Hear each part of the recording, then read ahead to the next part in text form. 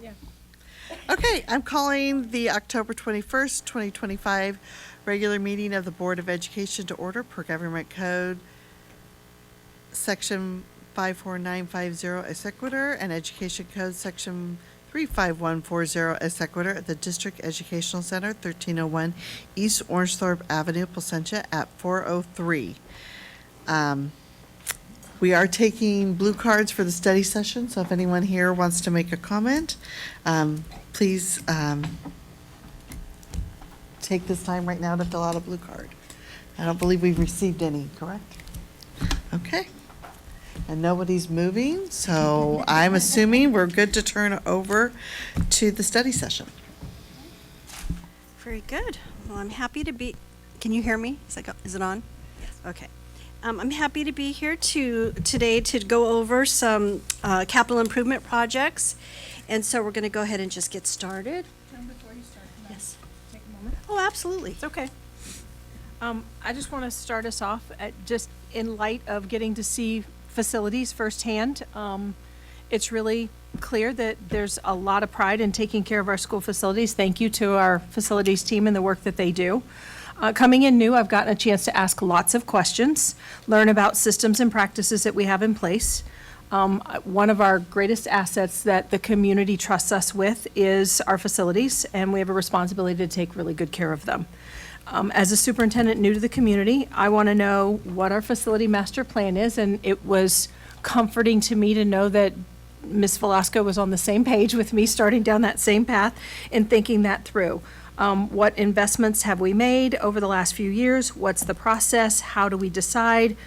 Tonight, she's going to set a baseline for the conversation, really talking about what we've done, and talk about a recommendation going forward for how we make decisions about limited resources and facility needs, and certainly hope that we can engage with our facilities team to make sure we have a process so that when we bring you recommendations, they've been thought through, and we have the opportunity to engage with the board in a really meaningful conversation. Thank you, Joan. Thank you. Okay. So, here we go. Maybe not.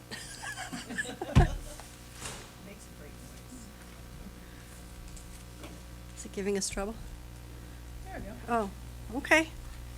So, are we good? Okay. Well, I could talk about the agenda for tonight. So we are going to review the funding sources. You know, how do we pay for different things with different funds that we have available? Thank you, Jeremy. We're going to go through our completed projects over the last, ones that we just completed, but it happens over multiple years, and I'll get into that in a minute. Our projects that are in process, our future projects, and our funding status. Great. Oh, yeah. Get the hang of this. Okay. Oh, no. This thing is my nemesis. Okay. So how are maintenance expenses paid for? If we have our normal maintenance expenses, that can include our salaries and all of the normal wear and tear on all of our facilities. And how we fund for those is through our general fund, which we have a routine restricted maintenance account. And how that works is it's funded at 3% of the general fund expenditures. And so that's approximately $11 million a year that gets put into this fund. However, $6 million of it pays for the salaries and benefits for our staff. And then the remaining $5 million pays for just the normal repairs and maintenance. I just want to make sure I'm on the right side. Deferred maintenance is also another fund that we have available to take care of our routine expenses. And how that is funded is we move money from the general fund to Fund 14 in the amount of $1.5 million a year. And again, that is just for our normal wear and tear on our facilities. Now, how do we, oh, it's doing it to me again. I actually practiced this today to make sure it was going to work for me. So how do we fund our capital improvement projects? We have our general fund, and in that general fund, we have restricted resources. And we can use this money from different programs. For example, we have our ELOP monies, our Arts, Music, and Instructional Materials Block Grant. some transportation expenses that we can use, and our KIT money, which is our kitchen infrastructure and technology funds. And then when we move to other funds, we have our Child Development Fund, Fund 12, and our Cafeteria Fund. The Cafeteria Fund can only install, buy some equipment and do some installations. Okay. All right. Now, getting into really how we fund for facility projects. We're going to look now at Fund 25, which is our developer fee money and our redevelopment agency money. So even though it's in one fund, there's basically two sub-funds within that. And we receive about $400,000 a year from developer fees. It depends on what's getting built in the district and how much money we have coming in from that, so it varies every year. The district pretty built out though, so we're not anticipating a lot of future developer fees. The redevelopment agencies, we receive approximately $4.5 million. The final date where these redevelopment agencies are going to end is in 2057-58. And so we just wanted to let you know the money's there, but it's going to eventually end, but quite a ways away. Question? What was the date that that's going to expire again? 57-58. 5758. Yes. I will not be here. Kim? Let's hope so. Let's hope so, Todd. And then, in addition to that, we have our Fund 40, which is our special reserve fund for capital outlay. And we receive money from the city of Yorba Linda regarding a settlement agreement. And that fund pays for our COP payment, the debt on that. That is going to be ending in 2032-33. And after June of 26, or the end of this current year, we will have no further allocation of money coming out of Fund 40. Okay. So, completed projects. Now, our projects are done over multiple years, but we're looking at almost $35 million in completed projects. Some examples of this is we put in some expanded learning classrooms, preschool modulars, shade structures, playgrounds, bathrooms, scoreboards, athletic rooms. CalShape allowed us to do a lot of work with our energy savings. And on here, I've embedded the detailed project list by school. I don't have enough time to go through everything, so you also have a copy of that, or if you want to go in and take a look at it later. You're more than welcome to send questions later on if you have any kind of comments or anything about these different things. But it does list by school what we have completed, okay? Excuse me, I'm getting over a cold. The next thing is, now moving on to what's in process. What is it that we're currently working on? Again, this is funded over multiple years, and I'll show you that in a second, and that's almost $26 million. So, let's begin with looking at our elementary school projects. Again, this is going to be listed by school site. So you can see here at Fairmont, we're working on some TK class restrooms, I'm showing you here also what's getting funded. So it's coming out of Fund 2525. The estimated project cost is $700,000. And then on here you can see if it's being done over which years. So currently it's all being done in 25-26. We're estimating that it would be done in August of 26. The next item is George Key. We're working on flooring replacement, the final phase. That's roughly $60,000. It's coming out of deferred maintenance, Fund 14, and to be completed May of 2026. Golden Elementary, we're working on TK restrooms and the removal of cabinets in the kitchen. The restrooms are $700,000, and the kitchen is coming out of the KIT funds of $30,000. The restrooms anticipate completion date is August of 2026, and the cabinets in the kitchen are going to be done in December of this year. Melrose, bird mitigation. So for those of you that don't know what that is, we have birds that like to go underneath our shade structures and cause a little bit of a mess. And so we're working at trying to mitigate that for our students, and that's going to be about $85,000. I was curious. What is it? Like, I'm really curious. Like, what are we doing? Okay, so we could be putting, well, I'm going to turn it over to our experts. Mr. Figueroa. I didn't mean to jump ahead. No, you're good. You Okay. can I ask. asked a question too, so. Good. Good, af- Good. good afternoon. So that bird mitigation is obviously around the building itself. There's areas where the birds sit, and they actually are doing some little bit of droppings on our students. So we're trying to mitigate that around the whole building. It is about 15 feet high, so it will take some work to do that. Is it those spike deals that set up those things? No, this is a netting piece, because the spike deals, they're isolated, but you have I-beams that are going across the span of the, I'm going to call it a patio cover, but it does go throughout the building, and so it needs a little more of that issue to be addressed, so. So you'll be putting up some different netting, see how Some that works. netting. Yeah, take a look at it. Okay. And my question's related to the cabinets and the kitchen there and the other one at Wagner. How are we doing that to increase space? What are we replacing it with? Are we gonna lose? What's So the I'm need? gonna have that one Max will take on, because he knows a little more about that one, but there is more details and just removing cabinets and so forth, so. Max Van de Mortel, Maintenance and Facilities. So that is an area that's been addressed by our nutrition services team, where some cabinets affect the flow of their serving lines. So that's removing those cabinets. And then, as with any construction project, once you open that up, it, creates a couple more things that you have to do. So that impacts the flooring, impacts the walls.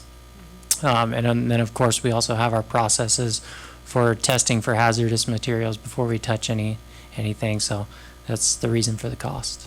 Is it going to impact any of their storage that they have at the site? In the kitchen, it'll impact a little bit of storage, but nutrition services found that they're not currently using that storage, and that the benefit that they'll have from improving their serving lines is worth the. Okay. Yeah. Thank you. Okay, thank you. Okay, moving on to Topaz, 3 new expanded learning portables, $2.4 million. You can see that project's being funded over many years here, starting back in 23-24, and we're anticipating that being completed in November of 2025.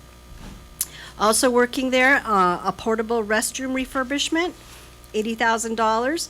Excuse me, anticipating that to be completed in May. Moving on now to Travis. DSA compliance issues with the wall enclosure projects, estimated cost of $650,000. Plus, we had a little bit of funding left in our Fund 35, and so we moved about $9,500 into that.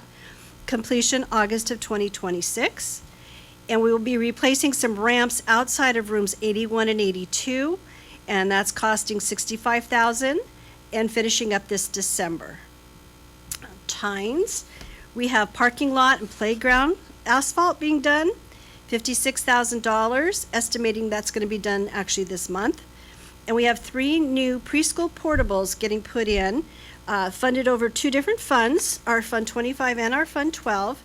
And so 1.3 million is coming out of Fund 25, 1.3 million of it's coming out of Fund 12, and estimating those completion in November of this year. Wagner, again, removal of cabinets in the kitchen using our kit funds for about $30,000, ending that project in December. Excuse me. Moving on to, oops, wait, sorry. There we go. Yorba Linda Middle School. This says city restroom remodel. It's actually, we have a joint use facility with the city, I believe. And so that's gonna cost about $79,000. That should be completed this month. Is that a joint cost between the two of us? I was going to say, can you explain that a little bit more? Is it in, On the south side, it's on, south of the. is it for staff restrooms, or is it, Ralph? So these are student restrooms, and we use them on a daily basis, and this is for the students. And the floors and joists and everything was dilapidated, it was gone. So we made forth the effort to repair those for our students. As far as the joint use, don't know the particular details. If we have an agreement that says that we have to cover those costs, but obviously something that we'll need to visit and look at that. But in the immediate need was to repair those for our kiddos. Right away. Okay. We should find out about the joint costs there, because I know that our students use them all the time, but there's kids at that field constantly. I mean, between soccer and football and baseball and, I don't know, all the sports. So let's confirm that. We'll look at that. Okay, make it a note. Great. Okay, at El Dorado, synthetic field replacement coming out of Fund 40, $650,000. Is that a We- complete field replacement? Like we're putting on brand new turf? We're replacing the turf, and it will be done over this August. And you will see in a CMAS agreement coming to the board in November for that. But it is life cycled, so that needs to be done. Yeah, I was gonna say, how long has it been in there? 10 years. 10 years, because that's the cycle, Yeah. right? Okay. Is there any additional technology in the new stuff that we're putting in, or is it the same? So we do have a reoccurring maintenance on a yearly basis to basically, not to make fun of my bald head, but they got to comb it. They got to comb it on a yearly basis and so forth, so that it stays vibrant and it stays maintenance free. Any repairs that need to be done. So that is part of the thing that we have ongoing with those fields. I was asking more of, is it the same technology that's in there, or is it a new technology of type of turf that's going in? So it is the same manufacturer. That Okay. is the best. We actually, just to give you a little background on that, we actually did go and look at two other vendors, two other manufacturers, and we have found that this is the best way of dealing with this one, is to replace it in kind, which is field turf. Okay, we'll also be doing a kiln replacement using AMIMBG funds, $250,000, and that will be completed this December. We're also working on outdoor bleacher replacement, split funded between Fund 25 and AMIMBG. Total cost there, $350,000, to be completed this coming August. Question. Yes. This is around the turf field, correct? This is where these bleachers we're talking about. There was discussion, I don't remember exactly when it was, but about the bleachers in the gym at El Dorado. So the bleachers of the gym, they are DSA approved. We have them DSA approved, and we're looking at doing those in 2027.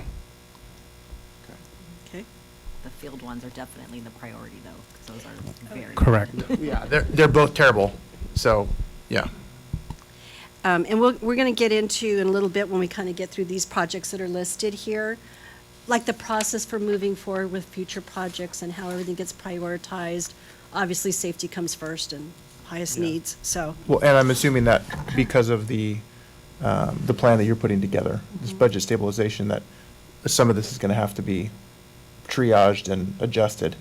Well, so a lot of this funds come out of not the general fund, so Right. the stabilization plan won't really be affecting this. The issue that we have, which I'm going to get into in a little bit here, is we have very limited funding for the needs of the district. And so I'm going to go through that master facility plan in a little bit and kind of explain. And it will get us to that point where we can start talking about how are we going to prioritize projects that need to Yeah. get done and how are we going to fund them? Yeah, So, because obviously safety first, the bleachers are a safety hazard, both outside of El Dorado, indoors.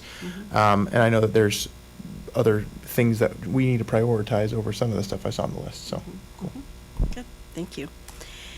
Okay, at Esperanza now, we have the costs that were associated with our Magnolia Charter School coming in. And we split, well, it's in Fund 25 for about $130,000. That was all to be completed by this November. We had some parking lot recirculation coming out of deferred maintenance. That was $85,000, and that's going to be taken care of in April of 2026. We're working on a pool modernization for $1.5 million. Anticipate ending that in December of 2025. That's exciting. Weight room also, that's great, $75,000 will be completed this December. And then our kiln replacement also there at that school, $225,000, and that will be completed in December also. Okay? Can I ask which weight room at Esperanza? Yes, do you guys know which one? I'm gonna turn this one over to Shauna since she's got that history part. Thanks. Hi, good afternoon, Shauna. It's the original weight room. The flooring is curling, and so they're just replacing the flooring for. So the one in between the locker rooms and the gym? Correct. Okay, good. I was Okay. hoping that was the one. Yes. And not the smaller one. Yes, yes. Good. Okay. Now, Valencia High School. Again, our synthetic field replacement is due, $650,000 to be completed this summer in August. A kiln replacement also for almost $400,000 to be completed by December. Our kitchen modernization, the total budget, $6.3 million. And you can see that we are pulling a lot of funds from different areas. So part of the money's coming out of Fund 40. We also have money coming out of Fund 25. We have some money coming out of Fund 13. And we have some money coming out of our KIT funds, which is in the general fund. That project, we're anticipating completing next year in 26, 27. So this is higher than the number that we showed in December by $1 million That's correct. of the highest option, because there were two options. Mhm. So we want to discuss that, because that's a really Yep. big number. I'm assuming it's cost of supplies and things have Yep. gone up. Well, but it's the highest, it's higher than the highest. There was two options. I'm sure the highest one probably went up as well, correct? Well, Well, so- Ralph, can you speak to that? So I at least, so I can explain in regards to the actual kitchen project. The kitchen itself is like 2.5 million as far as construction cost is. The 1.8, or call it 1.8, 1.2 million is your kitchen equipment, and that is the different fund. The soft costs are there's the soft costs is your inspections and so forth, the building materials and so forth that are there. So this is actually it did have some escalation on the initial cost estimated, but this is just the kitchen, the auxiliary piece of it, and that is what we have. So Ralph, can you tell us a little bit about the process of how we're notified when costs are going to be going up? As you're working through a project, what happens? So we don't get to see what the, we estimate a budget, and the architect starts working on the project. And when the architect started looking at the different areas and so forth, I mean, once they get into design development, they'll take it over to their cost estimator. Once the cost estimator brought us the cost of the project, we say, hey, we have to stick with our kitchen only piece, and then we have to either do value engineering to bring it down to a reasonable cost, or at least understand that. So there is a process once the architect takes that to their estimator to bring it back to us and give us that information so that we can make those decisions. Okay. Carrie? Have we done any research or looked at any KIT funds that are coming available through the state? They do matching funds, and I believe there's a new one that's going to be coming out. Where are we with that? Well, go ahead. Well, so that one, obviously, our nutrition services director works with those. She is contributing some of the KIT funds to this project. I don't know if I am not aware if there's new ones. So that's something that we can look at. Right, and the other point that I'd like to make also is, because these projects are currently in process, we adjust budget all the time when we're going through. So if any additional monies become available, we will definitely pull that money in. So we make sure that whatever's out there, we align it to these projects. Also going back to what Ralph was talking about, you know, it just happens all the time, and especially right now in our environment where these costs continue to go up. We have to readjust what the projects look like. So what Ralph was talking about was when we're notified, oh my gosh, this thing's gone up by a lot, we get some more information, some more data. What does this thing cost? What does it entail? And then we go back and we actually take a look at it to say, what can we change but still meet the needs? And so I believe that there were quite a few meetings that were happening between the architect, our director of nutrition services, and our team over here to realign this budget. So you are correct that the prices did go up, but we are really just maintaining, remodeling that kitchen itself. At one point, I believe we were going to kind of expand that a little bit and just realized it was too expensive. So, Yeah, because the conversation was revitalizing existing versus tearing down and rebuilding. Yes. This is the revitalization. Is this number included in the budget that we approved for the year? yes, This number, the Yes. 6 million? yes. Okay. And just to clarify as well, it's serving the students and the staff, correct? The kitchen staff, for not just the staff, correct? It's going to be used by students Yes. every day, and it'll be benefit everybody on campus, correct? Yes, And none of this money is coming out of the general fund? none. No. Well, didn't you say the kitchen funds are out of the Oh, general the fund? kit, but those are restricted. Yeah. So, yeah, so I always think the general fund unrestricted, no. Which one's this- 40/40 again? That's our special reserve fund for facility use. And Fund 40 pays for, and I know you got here a little bit late, but Fund 40 pays for the COP payments, and we only had a little bit of money that was left in there that we could use, and we were using it for this purpose. Okay? Okay, Valencia High School, replacement of gym bleachers and the flooring, $1.7 million. That will be done this summer in August. Sorry, asking again. Which gym? This one is the main gym, the old gym, yes. Oh, sorry. Yeah, I was gonna say, that you don't say the old gym, Ralph. 'Cause Sorry. The old gym I mean, is I'm- is Hoosiers. But I guess, Okay. Okay, our softball scoreboard, 67,000, that's gonna be done February of 2026. Moving on to Yorba Linda High School. So batting cage roof replacement, using our AMIMBG, 15,000, that will be done this coming June. A ceramics patio will be done, and that will be completed this coming February. And then resurfacing the track there also for $500,000, that will be done this coming August. Questions? Yeah, just general questions. I know we're doing 2 turf fields. What about the Yorba Linda field and the Esperanza field? Where are those in the life cycle? I'm just assuming we're probably expecting that those should be coming up here pretty soon too. Shauna has the institutional knowledge of warranties and so forth, so I'll let her answer.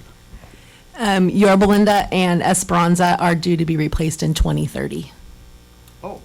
Got it. Okay, Okay. good, good. So just That's good Valencia, buffer. and El Dorado are up and Got will it. be done in June. Perfect. Okay.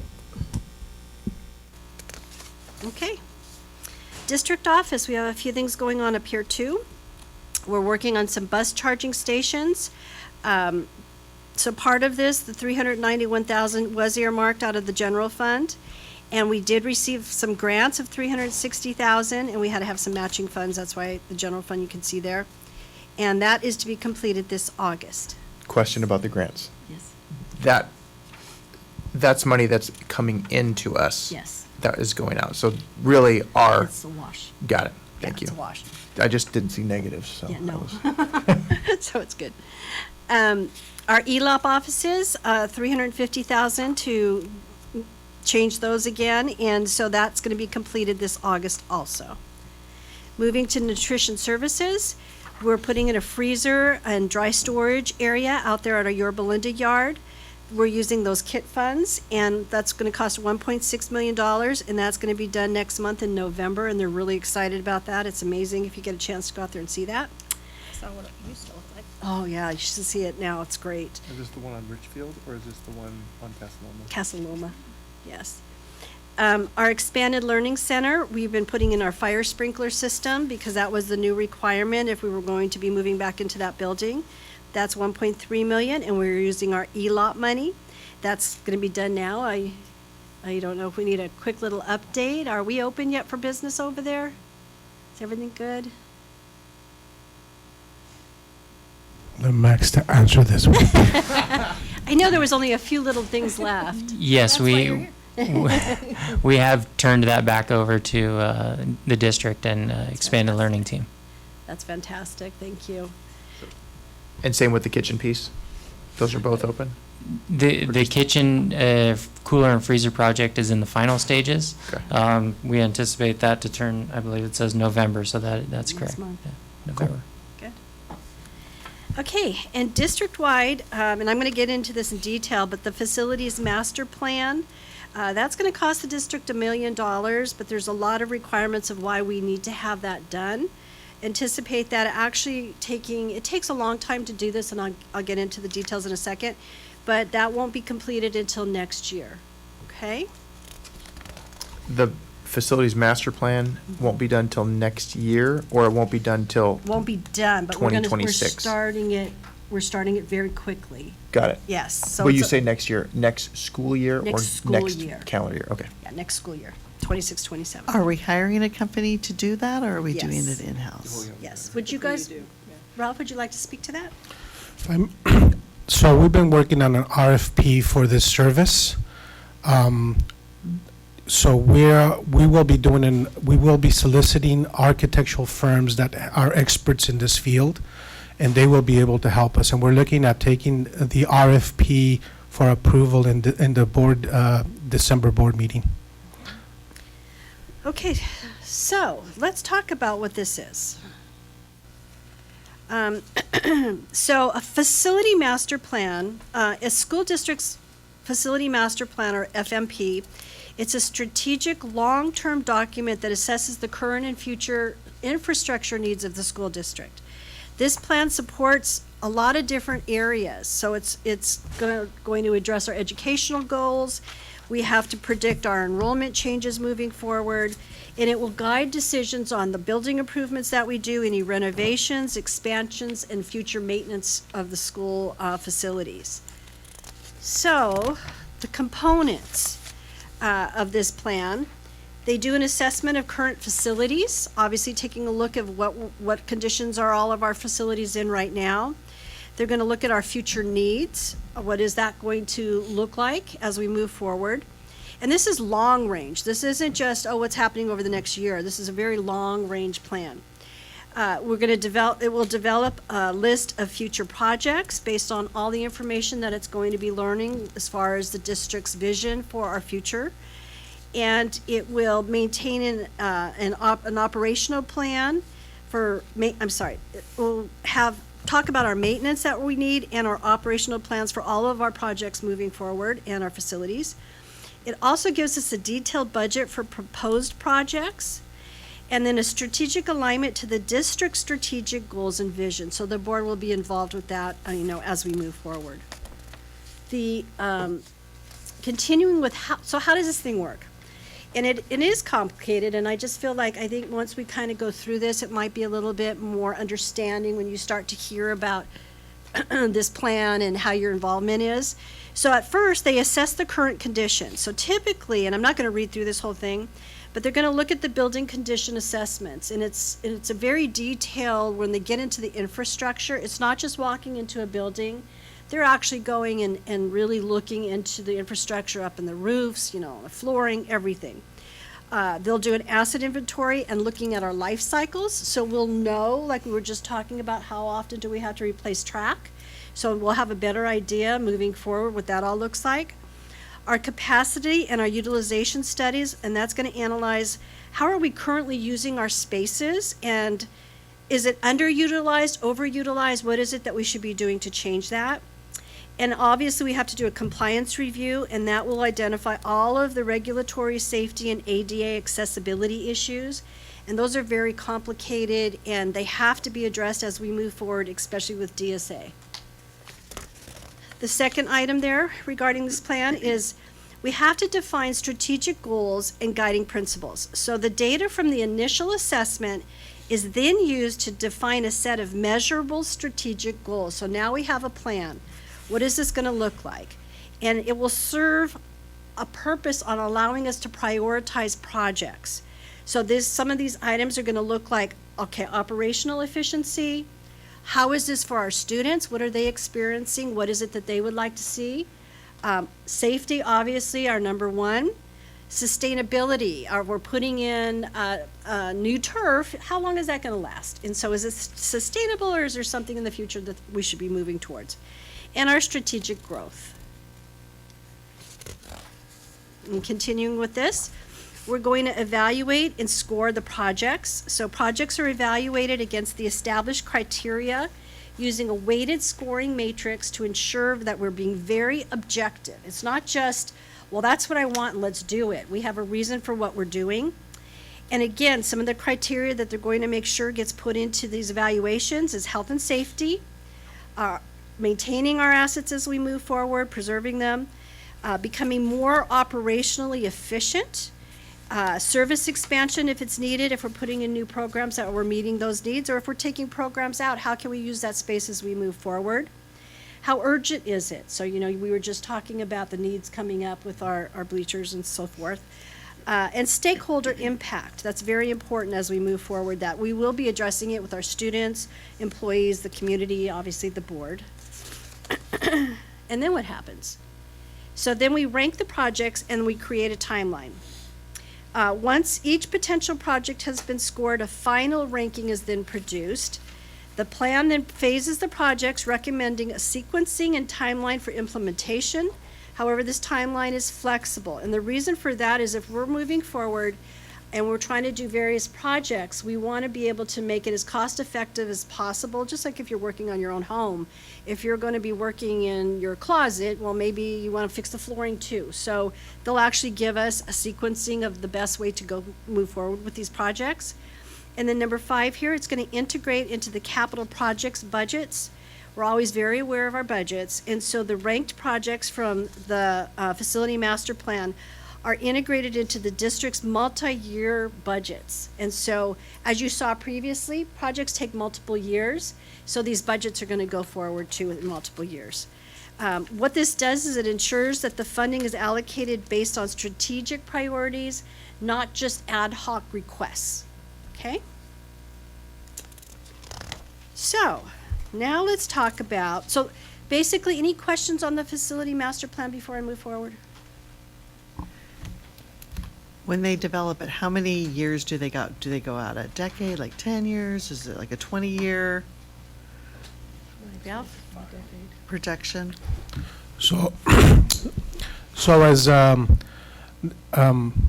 the development of it takes place, we will be needing ed specs. We will be visiting, obviously, all the sites and so forth. It will take about I'm going to say a year and a half to develop it. And then once it's done, it's going to talk about the long-range planning for the district. How far out does that go? So it can go 10 to 20 years. So that's really what, the goal is, so that way you have all your future plans and endeavors in that, so. All right. Thank you, Ralph.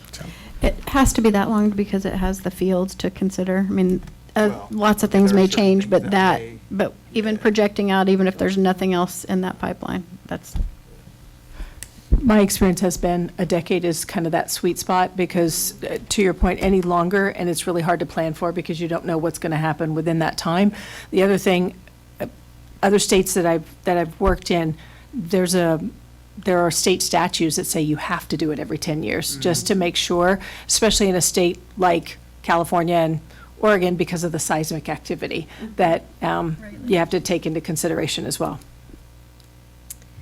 Okay, so now let's talk about future funding considerations.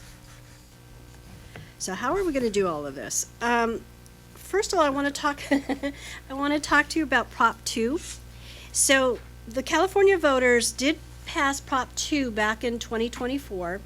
It authorized $10 billion in new bonds for K-12 schools and community colleges. And at that time, we thought, fantastic, this is great. But moving forward a little bit here, it says Prop 2 is available, but it also requires matching funds. So that's the other consideration. It's not just, hey, we're going to give you this money. you gotta show us all of this, including the, facility master plan. That was one of the requirements to get this money. And you also have to match it also. So we have to make sure that that's also gonna be taken care of. And then, What's the requirements in the match? Is there a maximum that we can well, submit for? Is it? here's my problem, if I go Okay. to this next slide. Okay, sorry, I'm jumping ahead. No, you're Wait, good. There's more. There's more, there's always more. A significant portion of the Prop 2 funding will go towards the backlog of the projects that have already been out there. I know. So, Prop 51 was what was done before. That money ran out, everything got backlogged, so they're taking a lot of this money and they're giving it to those projects. Then, when we look at the backlog of the unfunded projects from Prop 51, it was $4.8 billion. 5.2. Yeah, so we don't have a whole lot left. And the last thing here says, the state awards the funds on a first-come, first-served basis. So our district may not be able to receive any of these funds. Good line. When did that? When did the application process start?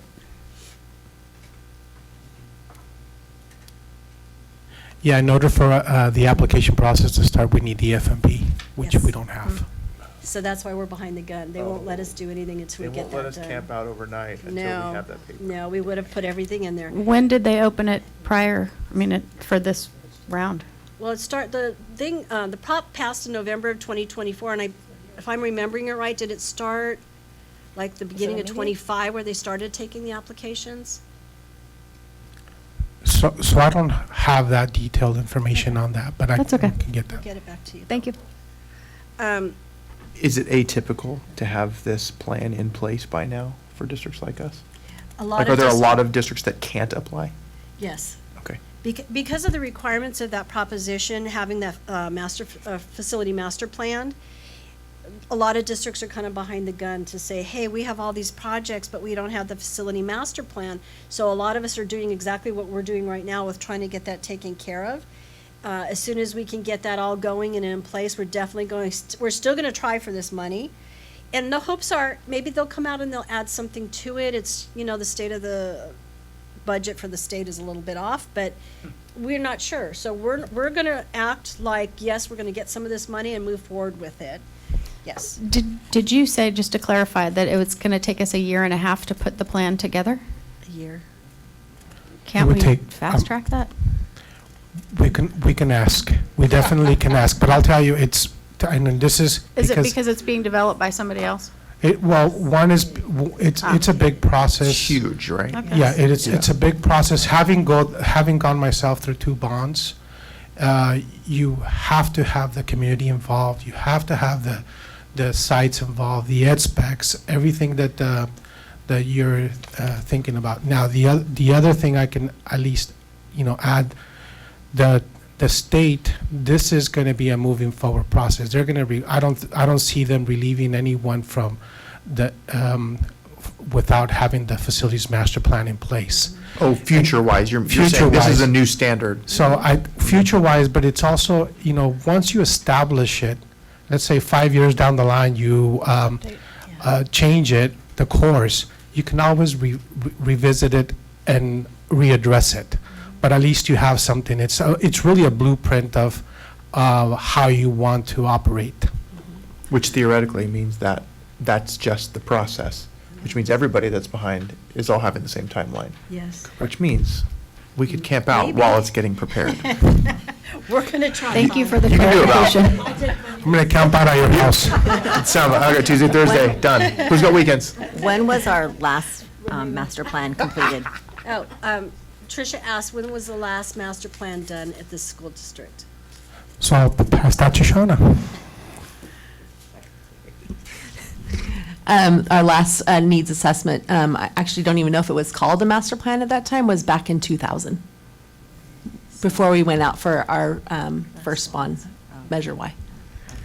I was just hoping maybe we can get in the tail end of the last one and put that one in, but I have that's another not happening. question. Do we currently have any projects that are in the Prop 21 or Prop 51 backlog?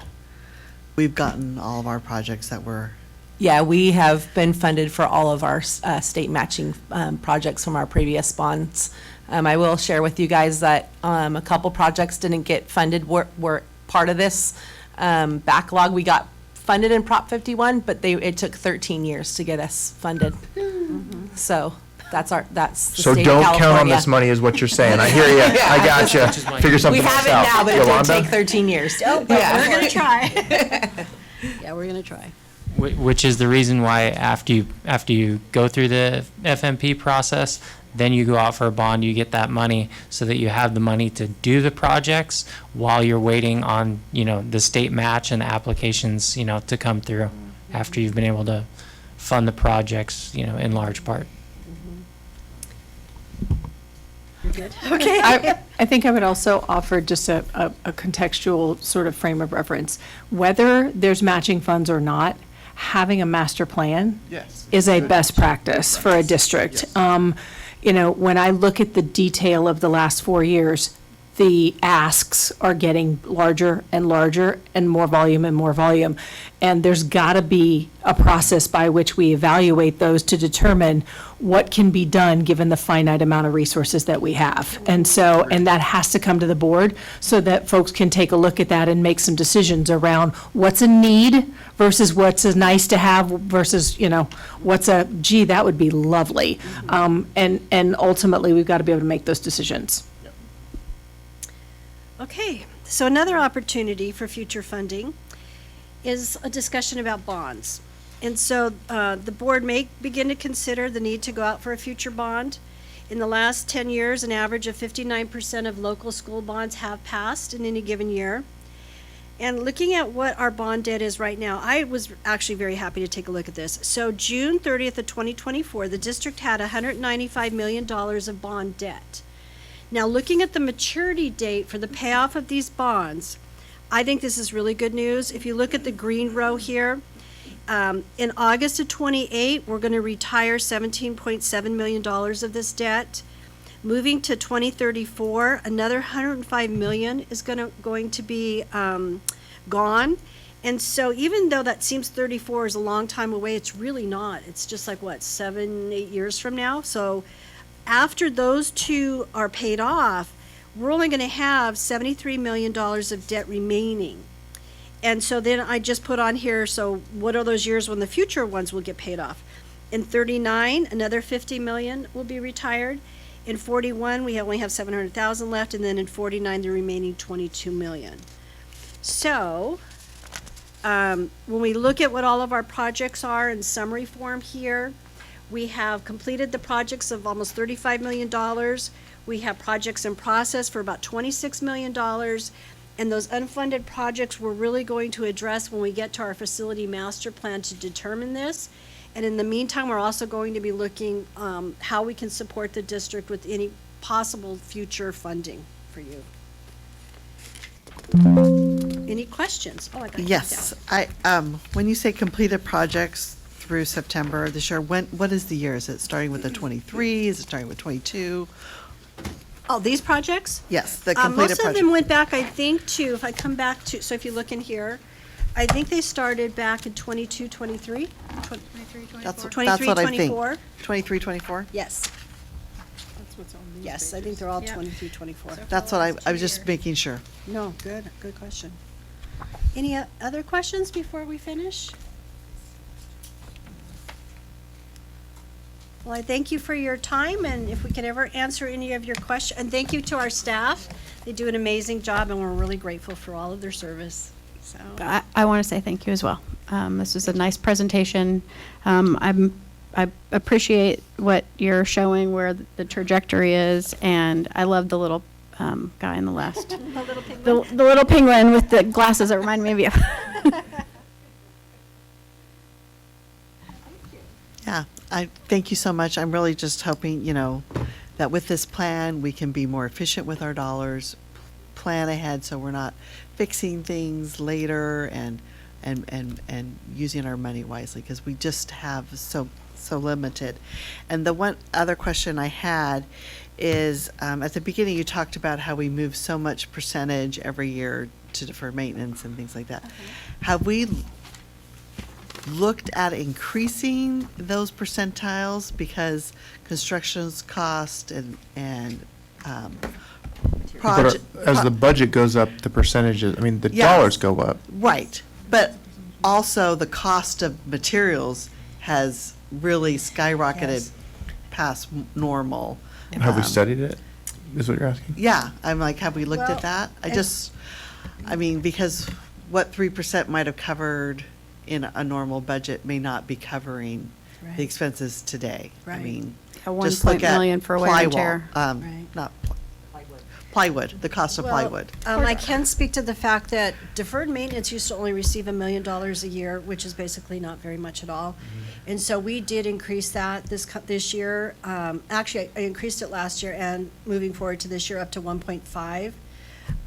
Because it's not, you know, with inflation and everything else that's going on, everything does cost a lot more. And so we know our needs are way more than the funds that we have available. So that was one thing that we did to try to meet that issue. And then because of our budget always going up, Todd's right, that it's based on 3% of the total general fund expenditures. So there was more funding going into that, but then my caution on this would be, as we're trying to reduce our funds, our budget, that will then also reduce this funding for them also. And so we really have to keep a close eye on this and obviously always meeting, like anything that has to do with safety, right away we have to meet those concerns. Yeah, triaging and prioritizing is Pretty important, much. which the maintenance facilities plan is going to, or the master facilities plan Mhm. is going to help fix. Yep. Yeah. Just one last thing, Mrs. Anderson, you said the spending in the last 2 years, and we look up the 35 point whatever million, and there were conversations where we had asked to slow down, and statements were made that we have found all this money, and we're going to spend it and do all this stuff. So I appreciate you saying that. I'm glad we're looking at it and putting an actual plan together and just, instead of spending it, just willy-nilly. So, thank you.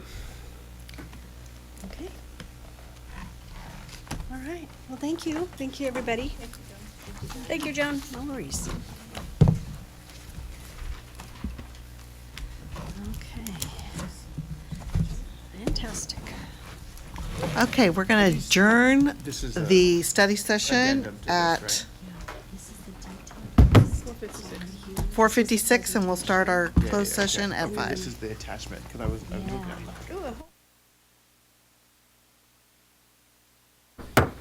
it.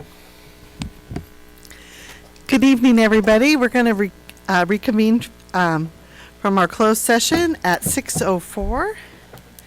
And there is nothing to report from closed session tonight. And Mr. Frazier, will you lead us in the Pledge of Allegiance? Please stand. Ready, begin.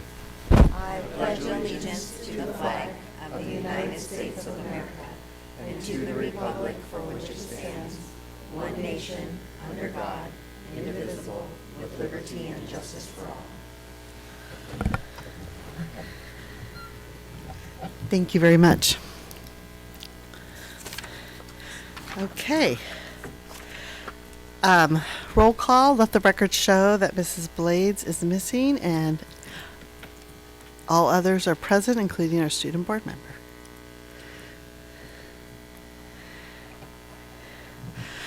Okay, we need a motion to approve the agenda for tonight. Make a motion to approve tonight's agenda. Second. Okay, we have a motion by Mrs. Quintero, a second by Mr. Frazier. All in favor? Aye. And that is 4-0 with an aye from our student board member. Now we will, this time we're going to introduce our new principals for Esperanza and El Dorado. And Dr. Kim, do you have any comments? Thank you. I'm really excited to have these two new leaders on our team. They have come in with great energy and enthusiasm. They've made a really positive impact already. Kelly, this is completed her second day today, and Mike was with us last week, and the week before, and I went out and visited with him last week, and people were clamoring to get into his office to connect with him. So I'm really excited that they're part of the PYL team. I look forward to working with both of them. So thank you both for being here this evening.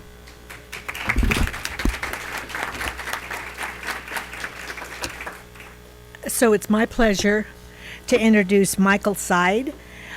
He has a bachelor's degree from San Diego State University, a master's degree from Cal State San Marcos. He has worked at Saddleback Valley Unified School District, Temecula Valley Unified School District, and Val Verde Unified School District. We are pleased that he is the new principal of El Dorado. Mr. Sides joins us from Mission Viejo High School, where he served as assistant principal with responsibilities that included staff evaluation, master schedule and curriculum development, budget management, school climate, student discipline testing, data analysis, and graduation. His colleagues and supervisors describe him as an energetic leader who consistently places students at the center of his work.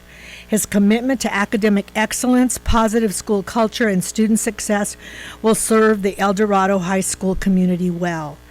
We look forward to his leadership and his vision. He will bring a new role and a positive impact to all students, staff, and families.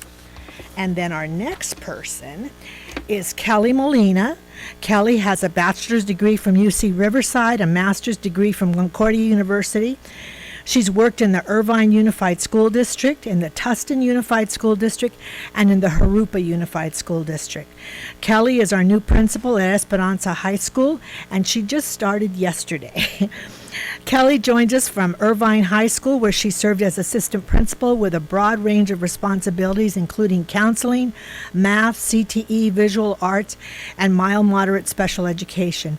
She has led the development of the master schedule and course selection process, overseen student case management, managed school technology, and coordinated professional development to support educational technology mentors. In addition to her site-based leadership, Kelly has served as the IUSD district leadership committees, contributing to initiatives that strengthen student learning and staff collaboration. Her references describe her as a global thinker who approaches challenges with thoughtfulness and integrity, demonstrating both skill and compassion in her leadership. We welcome you to Esperanza, and if you want to come up and say a few words, both of you, not at the same time.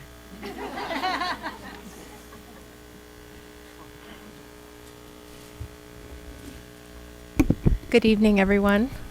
I just want to say how honored I am to have been chosen to take on this incredible responsibility, and I don't take it lightly.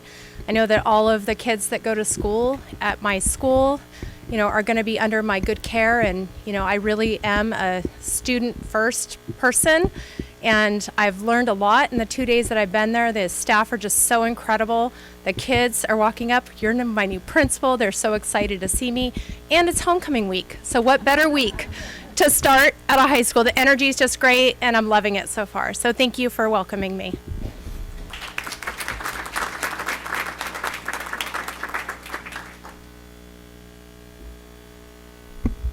Hello, everyone. My name is Mike Zides, and I am beyond thrilled and honored to be here and be a part of this wonderful school district.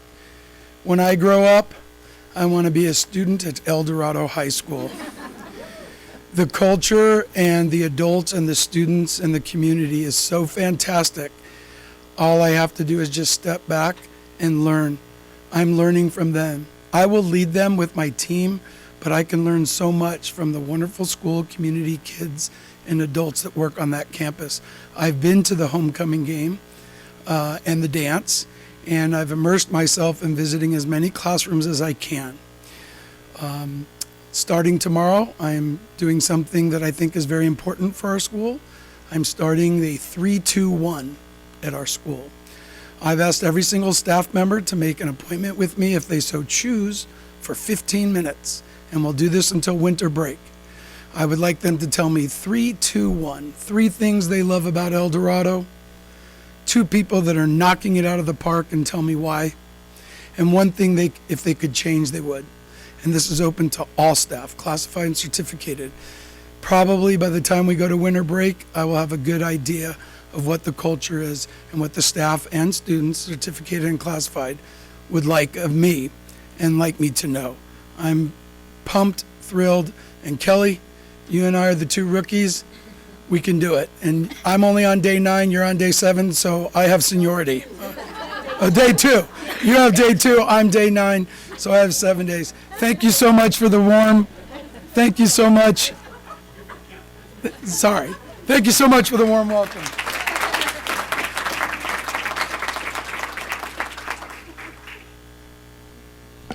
Thank you guys so much. We're so excited for your energy and coming to our district to lead our students. And your remarks are inspiring, and I can't wait to hear all the wonderful things that you guys are doing at your schools and to come visit when you get a little bit more settled in. So thank you so much for coming tonight. Okay, now we're going to move to our public comment announcement. Public comment cards are available in the foyer. Cards must be completed and turned in prior to the designated time for public comment, provided a maximum of 3 minutes per person. If translation is needed, an additional 3 minutes will be given. Please let us know. If we know ahead of time, we can ensure we are prepared. Civility Policy, Education Code 220 prohibits discrimination on the basis of disability, gender, gender identity, gender expression, nationality, race, or ethnicity, religion, sexual orientation, or any other characteristic that is contained in the defining of the hate crime set forth in Section 422.55 of the Penal Code, including immigration status. Additionally, if there are any disruptions or interference of the board's ability to conduct its meeting, the disruptive parties will be given one warning. If the disruption continues, you will be informed that the board president has found you disrupted in violation of Penal Code Section 403, Education Code Section 32210, and the board president will order you removed from the meeting under Government Code 54957.9 and 54957.95. If removing one or several disruptive parties does not restore order, the board president will exercise their authority to clear the room in accordance to Government Code 54957.9. So now we will move for approval of minutes. 12.1. I'll make a motion, we approve September 9th, 2025 minutes. Second. We have a motion by Mrs. Buck, a second by Mrs. Quintero. Any questions? Okay, all in favor, say aye. Aye. Aye. That's 4-1 with an aye from our student board member. 12.2. 4-0. Oh, sorry. Plus 4-0. I wrote 4-0. I'll make a motion, we approve the minutes of the special meeting of September 30th, 2025. Second. Okay, we have a motion by Mrs. Buck, a second by Mrs. Quintero. Any comments? Okay, all in favor? Aye. Motion carries 4-0. And since you were not there, next we will have an update to provide the board with information on enrollment trends. And I'll turn the time over to Dr. Kim to make some introductory remarks.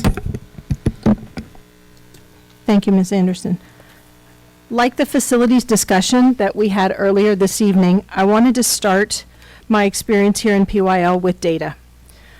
Districts around the country are seeing trends that relate to declining enrollment. It's really been interesting because post-pandemic, I think lots of districts around the country, and I say that as someone who led in a district of 77,000 and have seen thousands of student decline in enrollment and had to really work to analyze and work with the state demographers to figure out what's the trend and how did we not see it.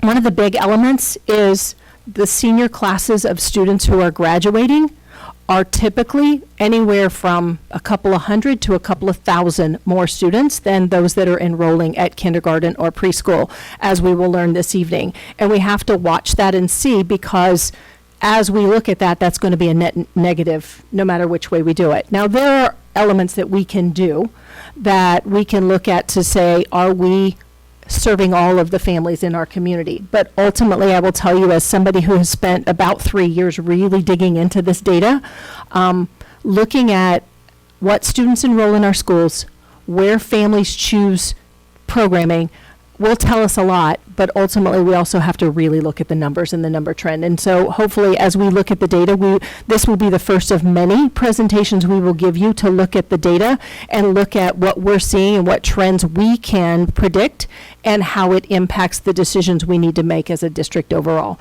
So I look forward to Ms. Gordillo's report this evening as she shares trends around enrollment choice, patterns, and how we can look toward the future and better prepare ourselves for the students that we have and the students that we're able to recruit and retain within our district. Renee, I'm going to hand it over to you. Okay, thank you very much, Dr. Kim. So just as Dr. Kim mentioned, across the nation we are seeing enrollment declines, and it is vitally important that we take a really honest look at where we are with our enrollment. And I'm so excited about Ms. Tanya Gordillo, our Assistant Director in Student Services, coming up here to talk to us about the insights that she has and the research that she's done regarding our grade span differences, the differences in comparisons between school years. And honestly, what she's done is diligently monitor attendance patterns and then analyze that data for our future planning. And I think it's going to be instrumental for us to really understand the story behind the numbers. So without further ado, I'd like to introduce Ms. Tanya Gordillo, who would be presenting on enrollment. Thank you, Tanya.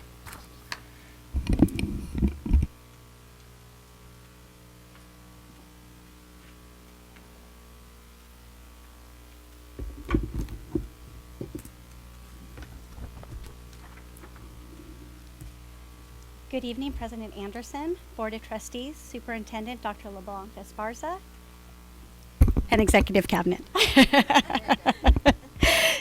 Tonight we are providing an update on our enrollment data, reviewing key points, and examining how enrollment has changed. When analyzing enrollment numbers, we capture data at specific moments in time. Because enrollment is fluid and fluctuate, we use consistent comparison dates, months, or time frames from each year.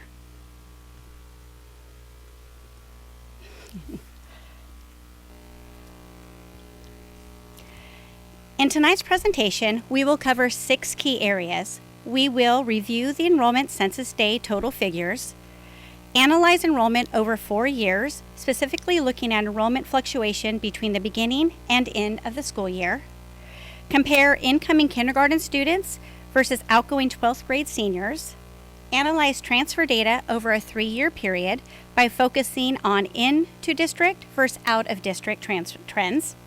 We will also review how enrollment has changed, highlighting grades and schools experiencing enrollment increases and sites facing enrollment declines.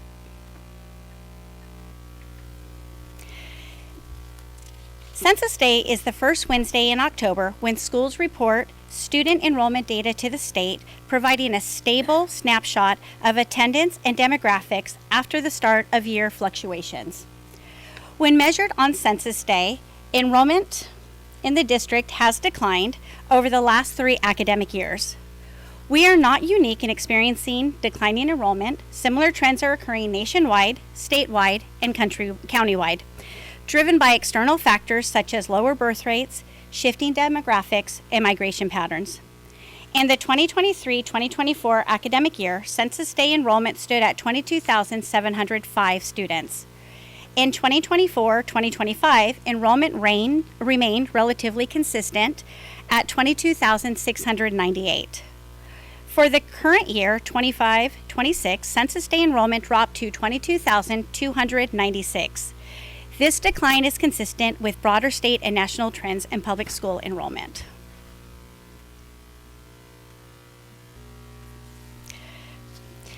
The next analysis of our enrollment over time shows how enrollment changes from the beginning of the school year to the end of the school year.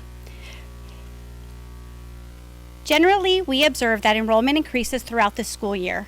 In 2022-2023, the school year began with 22,497 students enrolled and ended with 22,911 students. A gain of 414 students from the beginning to the end of the year. The gain was the highest in 2023-2024, beginning with 22,123 students and ending with 22,694 students, an increase of 571 students. For the 2024-2025 school year, we began the school year with 22,340 students and ended with 22,488 students, an increase of 148 students. The beginning of the current school year, 2025-2026, was 21,979. Our team is focused on understanding why enrollment increases from the beginning to the end of the year. Particularly, where do these students come from? We also strive to understand the enrollment decline that occurs between school years, as shown by the differences between the end of the year in the white column to the beginning of the year in the navy column. While we know that enrollment is decreasing nationwide, as well as across the state and county, our goal is to better understand what these trends mean for PYL-USD. The next graph compares incoming student cohort kindergarten with outgoing seniors 12th grade.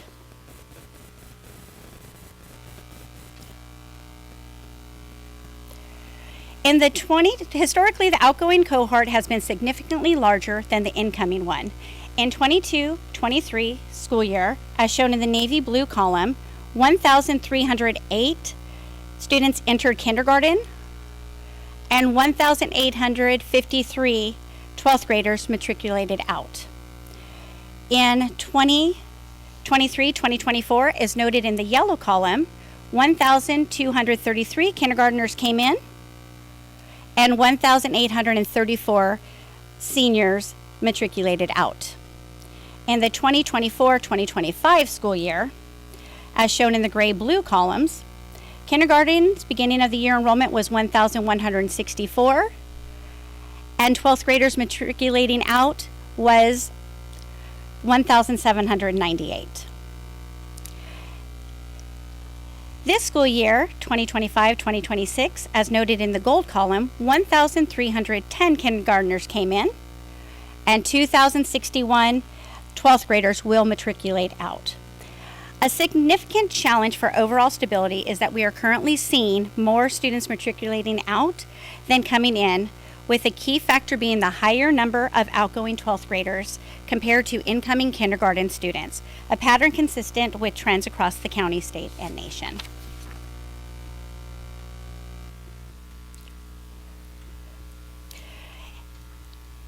When looking at, in the next few slides, when analyzing transfer data over 3 years, specifically looking at out-of-district and in-district transfers, the previous 2 years, 2023, 2024, and 2024-2025, were considered negative transfer years, meaning more students chose to leave the district than to enroll in PYL-USD from outside districts. During this time, requests for out-of-district transfers, which are shown in yellow, exceeded the number of in-district transfers shown in white coming in. For the 2025-2026 school year, this trend shifted in a positive direction.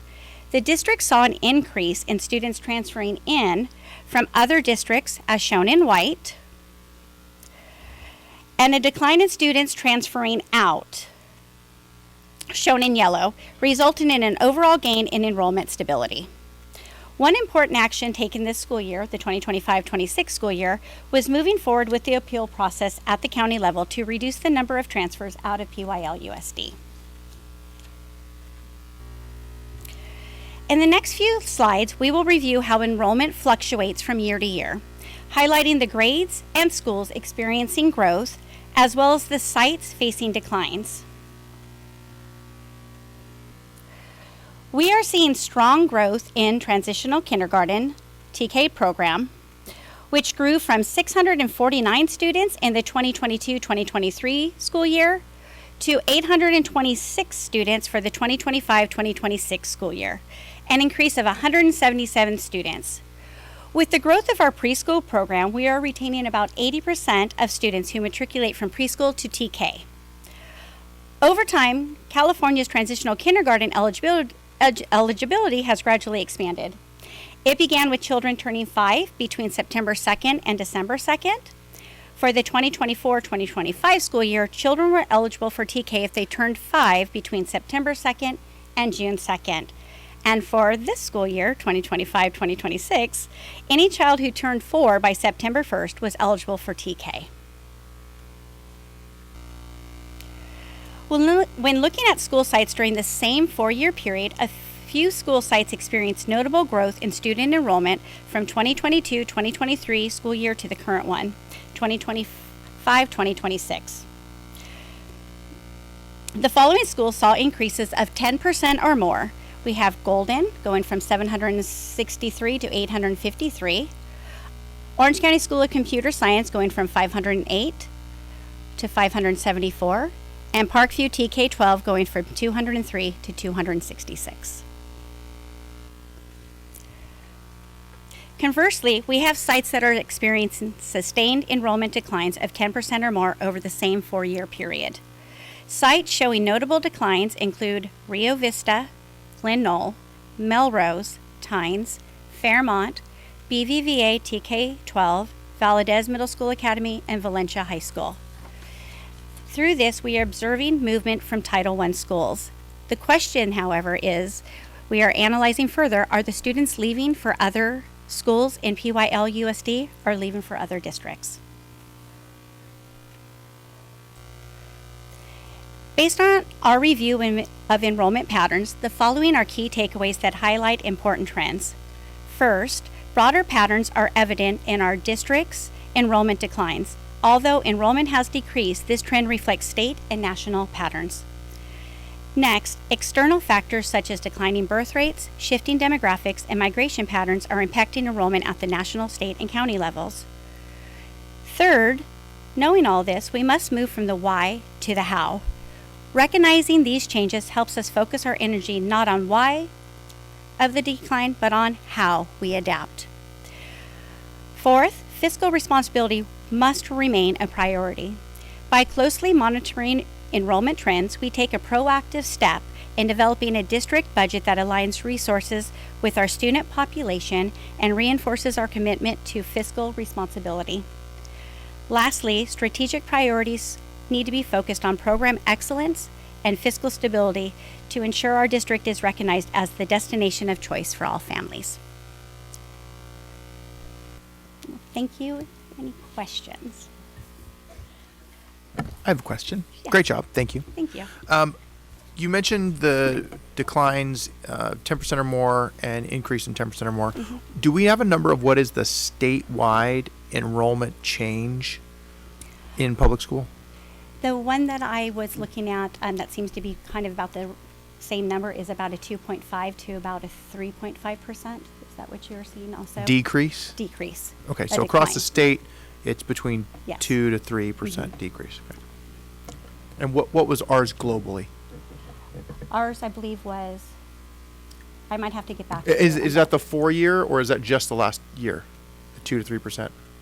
The 2 to 3% was last school year, the Just this 2024, last- okay. 2025 school Okay. year. Cool. I'd be curious to see the comparison. Yes, I'll get that. I'll get that information.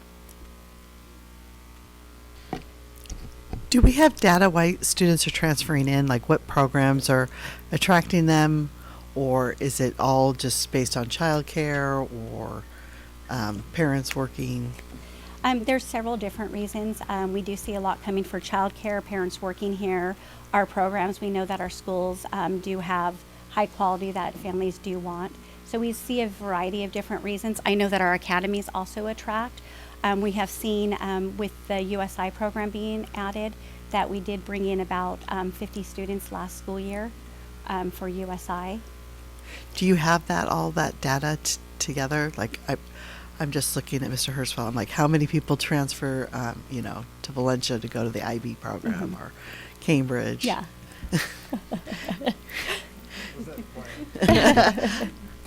We can follow up with some of that data because I know that she has a great deal more data than was up here, but being mindful of setting the table, so to speak, as we start. But we'd be happy to follow up with what she does have and help folks begin to make sense of what's available and what we should be following. Thank you. And this is the beginning of the analysis. This is not. Right. Right. We haven't. Yeah. Yes. Thank you, Mrs. Gordillo. I really appreciate all of the data and the information. It's very clear. Thank you. Thank you. Yeah. And then I know this is really going to be a hard one, but like where these students disappear to, and then are we seeing the same kids like unenrolling and not just showing up and then showing up mid-year, or are these like a whole new segment of students that join us throughout the year?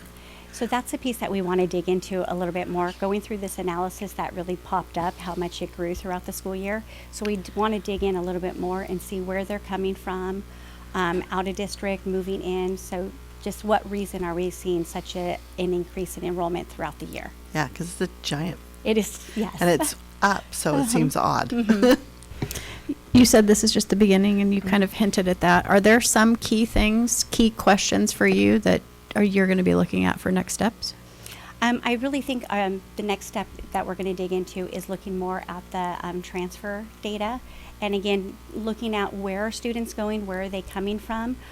We've been just gathering over the last few years, truly looking at where we're sending files out to, so that we can get a better picture of that.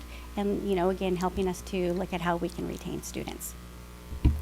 And I think another thing we've been looking at and really exploring is what are the programs, especially CTE programs in other districts. And we have looked at some, but we have an incomplete picture, and we want a complete picture before we give it to you. But we can say there are some CTE programs that are more attractive at other districts that we're wondering, okay, is that something we can do? And then what are the programs that are really attractive for those inter-district transfers coming in? And so can we build those up more? So those are some of the things we're looking at, in addition to more.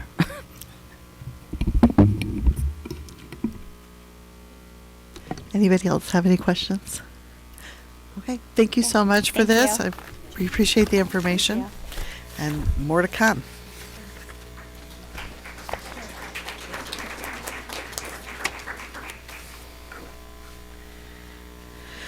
Okay, at this time, I'm going to turn it over to our student board member, to Ariana Mejia, to give us her report.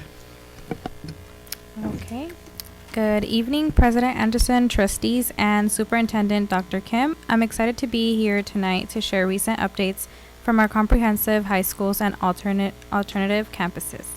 For Buena Vista and Parkview, the Parkview students and staff will participate in the Great American Shakeout Earthquake Drill, reinforcing their ongoing commitment to campus safety and emergency preparedness. For Red Ribbon Week activities, their elementary students will attend a special assembly featuring a visit from local police officers who will share messages about making healthy choices and staying drug-free. The PTA will be hosting a fall festival on Thursday, October 24 from 3 p.m. to 5 p.m., where families are invited to join for games, activities, and community fun. El Camino students have started their first two clubs, the Fashion Club, which meets once per week and is planning several activities including recycling donated clothing to create new fashion pieces, and the Mental Health and Wellness Awareness Club, which will be supporting their Wellness Wednesdays and planning fun activities for students on campus. In addition, El Camino is gearing up to participate in a sports league where their teams will compete against other continuations high schools in the county. Finally, students recently had the opportunity to participate in a field trip to the Screamfest Horror Film Festival, High Youth Program, and workshops at the TLC Chinese Theater in Hollywood, where students attended sessions of their choice on topics including screenwriting, makeup, storyboarding, acting, and camera work. El Dorado is proud to welcome new principal Mike Sides to the Hawk Nest. Mr. Z has already ingrained himself in the traditions of Golden Hawks by attending all of their homecoming activities in just his first 2 days at El Dorado. El Dorado looks forward to hosting their annual Veterans Day Memorial Assembly on November 12th. The assembly is in honor of three Golden Hawks who gave their lives to our nation and to the El Dorado Golden Star families. Lastly, El Dorado wishes their El Dorado Band and Color Guard good luck on their trip to St. George, Utah for the huge field show competition, Bands of America. Esperanza is thrilled to welcome Miss Kelly Molina, whose first day was yesterday, Monday, October 20th. They just wrapped up College Ready Day, where seniors had the opportunity to start and finish college applications. Juniors and sophomores attended both in-state and out-of-state college fairs, and freshmen participated in financial literacy for life after high school. Ventura enjoyed their first dance of the year, the Fall Harvest Dance, and we're pleased to have Miss Christy Ann and a community member volunteer go and teach several line dances to the group. Ventura also appreciates their families who provided the goodies and snacks for the party. Lastly, Venture Academy will be running their holiday boutique on December 2, 3, and 4, where they invite district staff to go out and find a special decoration or gift for your holiday celebration. 15 Valencia High School seniors have earned the esteemed recognition of 2026 National Merit Scholarship semi-finalists. Girls volleyball and girls golf have secured the title of Empire League champions for fall, with girls tennis also in first place in the league. Yorba Linda High School's Future Ready Day took place on October 7th. It was a success of 52 speakers from their community came to share their career experiences with the student body. Fall sports are quickly coming to an end as they prepare for the CIF playoffs, and a special congratulations to their flag football coaches and athletes for winning their first league championship. As the band and choir are kicking off their field and parade season, the orchestras are gearing up for their Sinfonia concert on October 27, and the theater department is laying the groundwork for the fall play. That concludes my report this evening.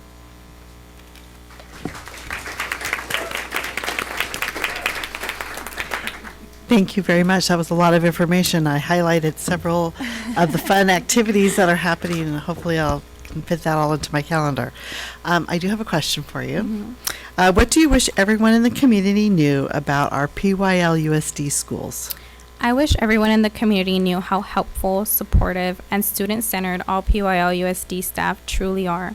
They're dedicated to not only guiding you through the academic journey, but also through your personal journey to become the best version of yourself. They motivate you each and every day to accomplish your goals and provide a safe environment to every student regardless of one's background. Thank you very much. It's good to hear that they are meeting your needs, individual needs, and helping you progress. So thank you very much for all you do for us. Okay, I'm going to turn it over to Dr. Kim's first superintendent board report.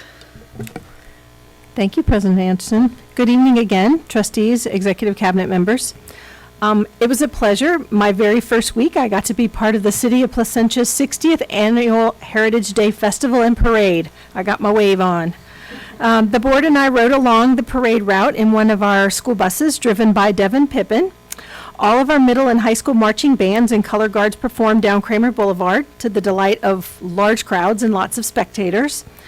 Thank you to our transportation department under the direction of Richard Jimenez for ensuring all of our schools arrived to and from the parade safely and on time. We're also grateful to the City of Placentia for including us in this cherished event and for their ongoing support of our entire school community. Additionally, last week we celebrated the Week of the School Administrator in PYL-USD. School administrators include our hard-working principals and assistant principals, dedicated directors and supervisors, enthusiastic athletic and activities directors, and many more. Each and every day, the reliable leadership of our school administrators plays a crucial role in student and organizational success. To all of these individuals, we say a thank you for the extensive amount of devoted work you do in support of the Placentia-Yorba Linda Unified School District. Next, on Wednesday, November 5th, the 49th Annual Band Pageant will take place in Bradford Stadium at Valencia High School. Students from all 6 of our middle schools and all 4 of our comprehensive high schools will come together to perform individually and cohesively in front of a packed crowd of loved ones, staff, and community members. For decades, our music programs have enjoyed steadfast support from our Board of Education, staff, parents, guardians, the surrounding community, and other partnerships such as booster clubs and the Reach Foundation. Individuals interested in attending are encouraged to purchase tickets early from our band programs or buy them at the gate the evening of the event. We're grateful for the continued support of our student performers and the cherished performing arts events such as our band pageant. Lastly, our high school showcase events will kick off soon with El Dorado on October 29th, Valencia on November 6th, Yorba Linda on November 12th, and Esperanza on November 19th. We encourage prospective students and families, especially those in 7th and 8th grade, to attend these events and gain an inside look at the unique academic, athletic, activity, and art-based opportunities at our 4 high schools. Please visit our district website for more information. And I was just kidding, that didn't conclude my report. We have been working on calendar, and we've heard from a number of families asking about the 26-27 calendar. You'll hear me continue to ground back to this. I'm on day 12. So I wasn't aware that the calendar was still in flux, although I did hear there were strong opinions about the calendar. Every school district I've ever worked in, there are strong opinions about the calendar. Thank you to Ms. Mendoza, as she's been working to gather all the necessary input. I expect that we will have a 26-27 calendar finalized within the next 2 weeks and be able to share that out to our community. And that concludes my report this evening. Thank you.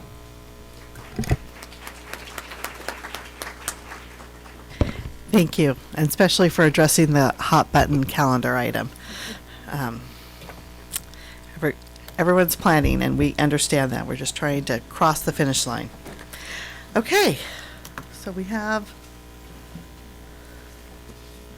16 public comments. So every speaker will be given a minute and a half.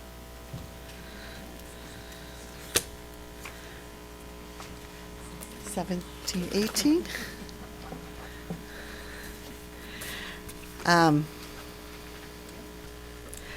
Let's see.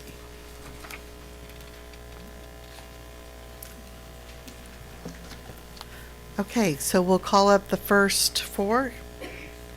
First, Jenny Bremer, Jennifer DiCarlo, Katie Dietrich Wright, and Christine Bonner.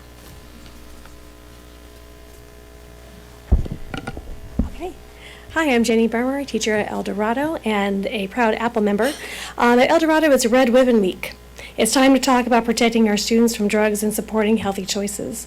For over 2 years, I've been asking this board to make Narcan available in every classroom, because every minute counts when a student's life is at risk. I want to thank Board Member Buck for securing 2,500 doses of Narcan, but tonight I have one urgent question. Where are they? These doses won't save lives sitting in storage. While others may want to spend tonight debating distractions, the real issue is student safety. Every student, every teacher, every parent deserves to know that if tragedy strikes, we're ready. Narcan is safe, effective, and simple to use. Having it in every classroom means our district is truly committed to protecting its students. Let's act now before we wish we had. I know something was sent out with some after-school training type of things that are off campus and all that kind of thing. This would be really simple to do. It takes about 15 minutes to learn how to use Narcan. We have the doses. Please just make it happen.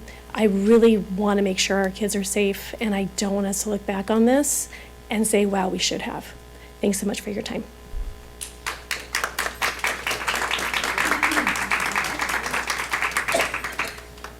All right. Well, hello, President Anderson, trustees, Dr. Kim, and my student, Ariana.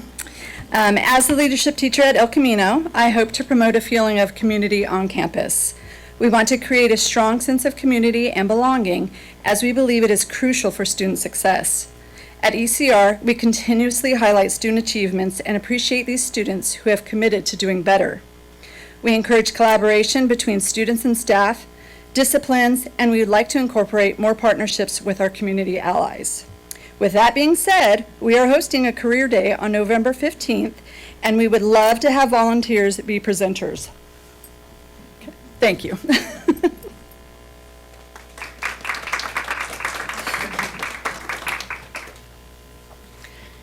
Good evening, President Anderson, trustees, Dr. Kim, and Executive Cabinet. My name is Katie DeGraffenried, and I am a teacher at El Camino Real High School.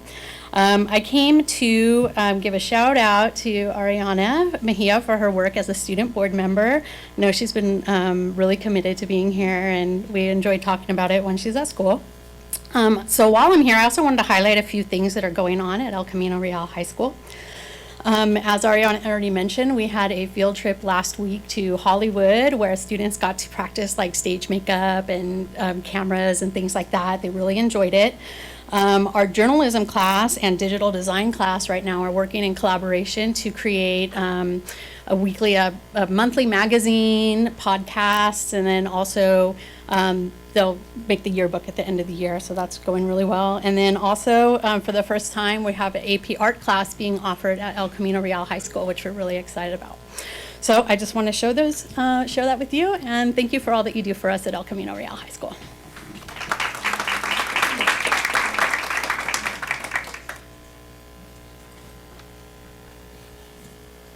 Good evening, all. I too am a teacher who has proudly worked at our model continuation school, El Camino, for 25 years. I am here to share some positivity about my site. And Ariana, you're doing such a great job representing our school. We're so proud of you. This year, we have implemented some changes that are having a positive impact. First, we have increased the number of students who have an attendance rate of 85% or higher, which that's a really big deal for our site. Also, we have continued our practice of positively recognizing students each marking period, which is every 4 weeks. And finally, we are looking forward to our first fall festival next Thursday from 6 to 8 p.m., where students and their families can enjoy dinner, participate in fall-themed activities, and most importantly, connect with the campus and the staff. Trustees, we would love to have you stop by as well, and also all the dignitaries as well. So we'd love to have your support and to see all of you there. Thank you.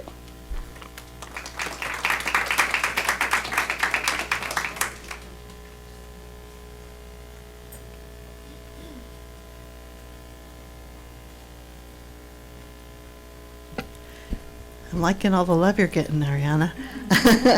Okay, our next four is Linda Krosno, Andy Proctor, Sarah Phillips, and Cassie Stephan.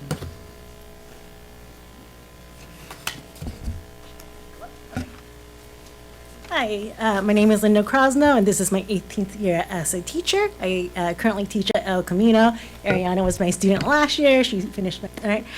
She had mentioned some stuff in her report. I'm just going to go over them again because I wrote it down. This year, the students have created numerous clubs on campus, including Fashion Club, Esports, and the Mental Health and Wellness Club. These clubs have created a safe space for students to interact and build a positive community on campus. We also have intramural sports on Mondays and Wednesdays after school. Furthermore, we are hoping to create various sports teams where students can compete against other continuation schools in the county. I hope you are able to come and cheer us on when that happens. Thank you.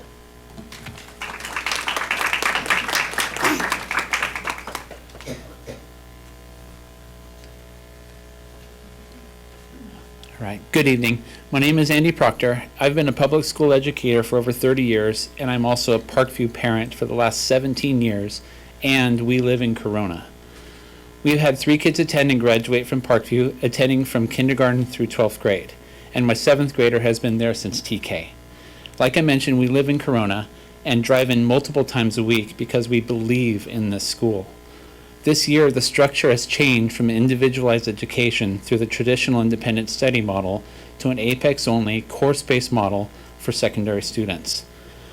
I don't know who made these changes or why, but they're deeply affecting students in the Parkview family. Families are frustrated. Some long-term and out-of-district families have already left. Last week, we made a decision to not transfer our son to a charter school he was accepted to. We chose to remain at Parkview because we believe Parkview was worth advocating for. But the Parkview we know feels different. Parkview has always been a community until this year. It's changed. Leadership class used to have many students participating, and now there's only a handful. If it weren't for performing arts, my son wouldn't be on campus at all.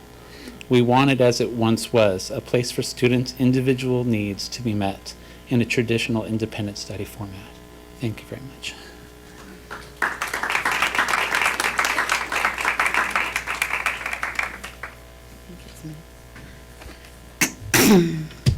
Good evening, everyone. Dr. Kim, welcome to the district. I'm Sarah Phillips. I'm the teacher librarian at Yorba High School and a proud Apple member. This is my 12th year at Yorba High School, and this month had a lot going on. I've been doing freshman library orientations so that students are self-sufficient during their high school career in accessing and using library resources. I'm also the advisor for our National Honor Society chapter, and the members started tutoring in the library this month. They'll help in any subject, any student, and are available before school, during lunch, 6th period, and after school. My goal as a librarian is always to provide a useful, safe, and welcoming space. And all the El Camino educators that were here today, I just want to thank them, because I've known several students that have moved from Yorba Linda to El Camino, and I love how supported those students are, and I know that they're going into really great hands when they go to that school. So I'm very thankful for El Camino High School. Thank you.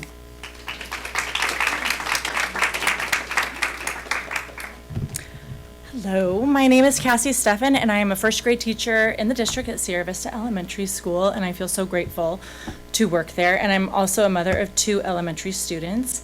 I'm here to share a deeply personal struggle that affects not just my family, but the stability of our school community. I ask that you revisit Board Policy 5119.2 regarding interdistrict transfers and Board Policy 5116 regarding school choice transfers. While my home address may fall just outside the boundaries, my heart and my family are firmly rooted in the PYL community. I work here, my children attend school here, we shop, eat, and play here. I even dedicated my time to Canvas for our board members. As a dedicated teacher, I am not an outsider, I am an integral member of this community. The Allen Bill is one way to provide staff with residency to ensure our students can be further up on the priority list, but I would hope we could be moved to the top of the list because currently I stand at the bottom. Every year, I go through the stressful process of applying for an interdistrict transfer for my children. Every year, I bite my nails and feel the crushing weight of anxiety, wondering if my children will be allowed to attend my school. Having our children at our school isn't just a personal convenience, it's a profound benefit to our entire school community. It allows us the flexibility and time essential for a committed teacher. Teaching isn't just a clock in, clock out job. Knowing our kids are safe nearby allows us to come early, collaborate with our peers more often, stay as late as we need to, and have the flexibility to meet with parents as needed, all of which directly contributes to better instruction for every student in our classes. This is about maximizing our capacity to teach. And that's only half of what I have to say, but I'll shoot you anyway. Thank you.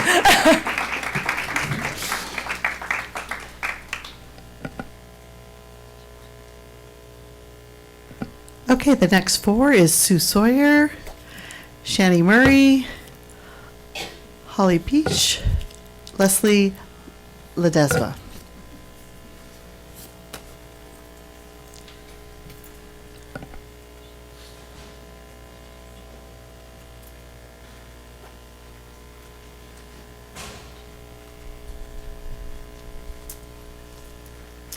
Hello, welcome Dr. Kim. My name is Sue Sawyer. I'm a proud member of Apple and I teach among other subjects including PE, video production. Our amazing middle school students just completed their 9th live stream of school announcements. We hope you'll get to come see them on a Tuesday or a Thursday. At the start of this school year, all staff completed state mandated training on child abuse reporting, sexual harassment, and LGBTQ+ inclusion through PRISM. We were taught that building student trust includes small but meaningful actions like asking for preferred names and pronouns through this training. This was framed as a way to foster safety and connection, especially to our most vulnerable students. That directly contradicts the very training we were required to take and sends a mixed message about our responsibilities as educators. Education Code 220 clearly prohibits discrimination based on gender identity, sexual orientation, and other protected categories. The Fair Education Act further ensures that students learn about diverse contributions throughout history, including from the LGBTQ+ community. That's not about politics, it's about preparing students to live and work respectfully in a diverse society. As teachers, we're committed to delivering fact-based academics, math, science, social studies, and more, but we also care for students with complex lives and needs. We do it for all of them, not just those who share our values or backgrounds. We ask the board supports policies that reflect the law, training we've received, and the reality of students we serve every day. Thank you.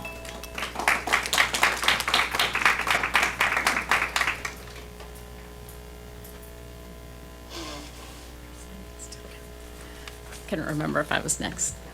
Okay, thank you. My name's Shani Murray. I was a PYL parent for 20 years. My youngest just graduating in 2025.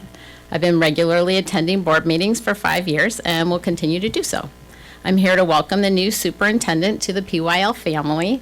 I hope you can restore fiscal responsibility, rebuild trust in our community, and prioritize student success. Welcome. And I love that you're starting with data. That's a great place to start. I'm also here because I hope we can all agree that nothing positive comes from a board member attacking a student on social media. This is not how we help PYL students thrive academically or prepare them for a rapidly changing workforce. It's not how we improve math scores or increase enrollment. It does nothing to foster a culture of acceptance. And the proposed board policy from before to, quote, keep men out of girls' sports, unquote, was not a sincere attempt to promote fair competition or to protect PYL students. It was an attack on an already marginalized community, and I don't think we should tolerate such discrimination. So I want to thank Marilyn, Carrie, and Tricia for respecting and representing all students. Thank you.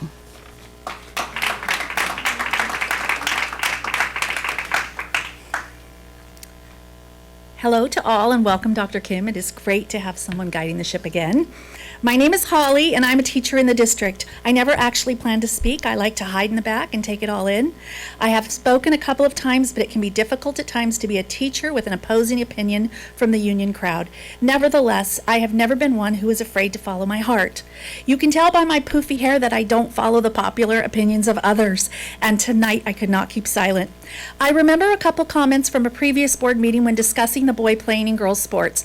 I believe Mr. Robbins stated something to the effect that this issue is not even affecting our district, and yet here it is. Another comment from Marilyn was to let us show kindness. I am all about kindness. But the comment itself makes it seem like anyone who has a difference of opinion is not kind. The last thought I want to share is regarding boys in the girls' bathrooms. When I go into the teacher bathroom at school, I feel safe. It's nice. I know it's only going to be women. But if one of the larger, taller men at my place of employment were to walk into the bathroom, I would be alarmed, concerned at the very least, and I would make a very quick exit. Why are we letting one confused child dictate the safety and well-being of our female students? It's heartbreaking. It's not okay, and most people are afraid to stand up and say it because no one wants to seem like they don't care. They're not open-minded. They're not inclusive. I truly do care about these kids, but there has to be another way to help them through their challenges. Letting girls invade. Why can't we be kind to the girls? Thank you.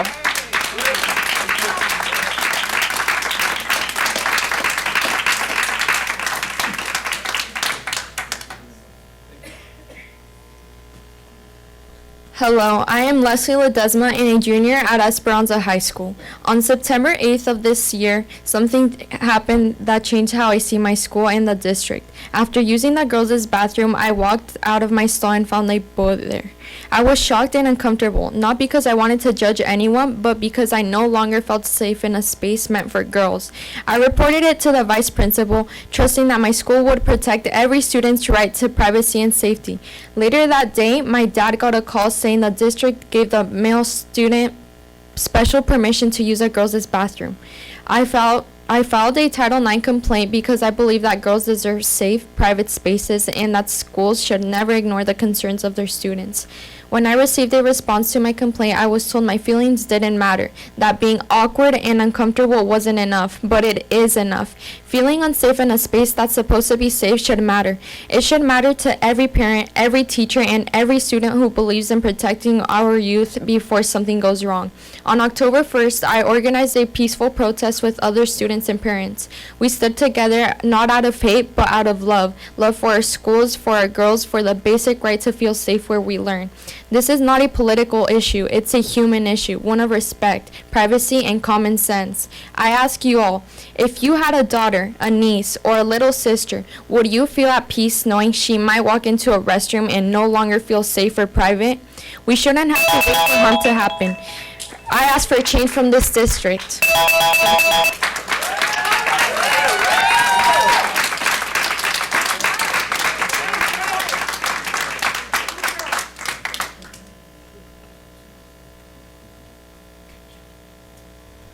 Okay, next four, Teresa Morrison,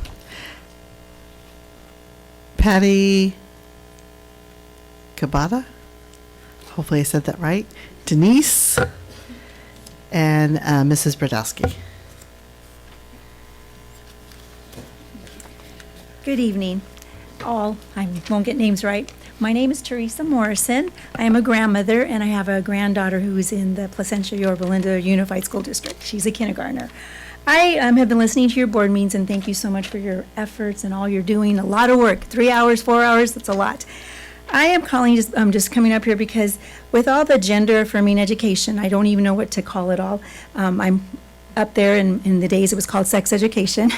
I would like to ask you to have an opportunity for parents to view the material, have a day to go see it, let them look at it instead of having to drive here to look at all the education their child will receive. And then how about offering an opt-in for those parents who do want to allow their kids to see this? As a grandmother, I don't take the first rights in things. I want my daughter to be the first one to take the training wheels off her daughter's bike. And I feel that many times, children need to have their parents present for big thoughts like this, big ideas, and their parents need to be there to navigate. They need to be there to assist them, work through them. They know them the best, and they need to be able to partner with their child, not just leave it to the teacher, the school district, the school. And so I ask you to consider that for them and opt in, and also have that material readily available at the school. Have a meeting, an evening, a couple times. I will help you. I will do whatever. I'll make snacks. I'll be there. Okay, thank you.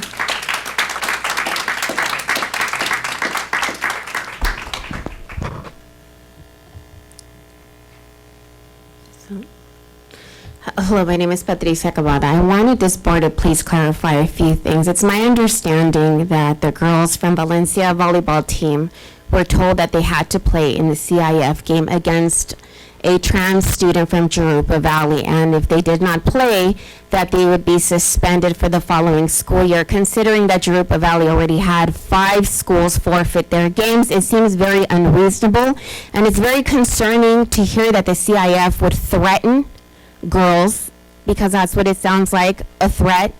And what's worse is there would be disciplinary action against girls for using their rights, their biological rights as girls, because it seems that unfortunately biological girls no longer have rights to their own bodies to determine what they want to do with them, which would be playing against a biological boy, because it has been proven that there have been males that have played with girls that have injured girls playing volleyball. So it's very concerning that a biological girl would not be able to forfeit a game against a biological boy and be threatened not to be able to play the following school year. So I would hope that this board takes those threats seriously in case there is future litigation, because by me saying this in front of all of you, none of you can deny in a court that you've never heard of this coming to your attention. So please take this serious so that it doesn't go any further into litigation where all of you will be held liable.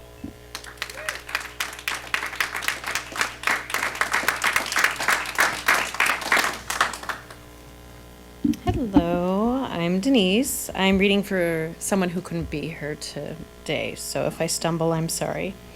Dear board, I wanted to take a moment to share my deep appreciation for my daughter and the incredible work she does as an educator.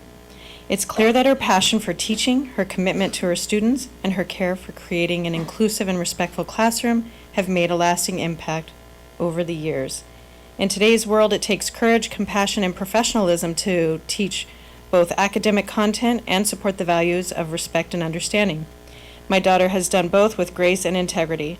Her efforts not only meet the standards of educational policy, but reflect the kind of educator who prepares students for life beyond the classroom, academically, socially, and emotionally. She has earned the respect and admiration of colleagues, students, and families alike. You should be proud, not only of the teacher she is, but of the positive influence she continues to be in so many young lives. With sincere respect and gratitude, Jenny Bremer's mom. Thank you.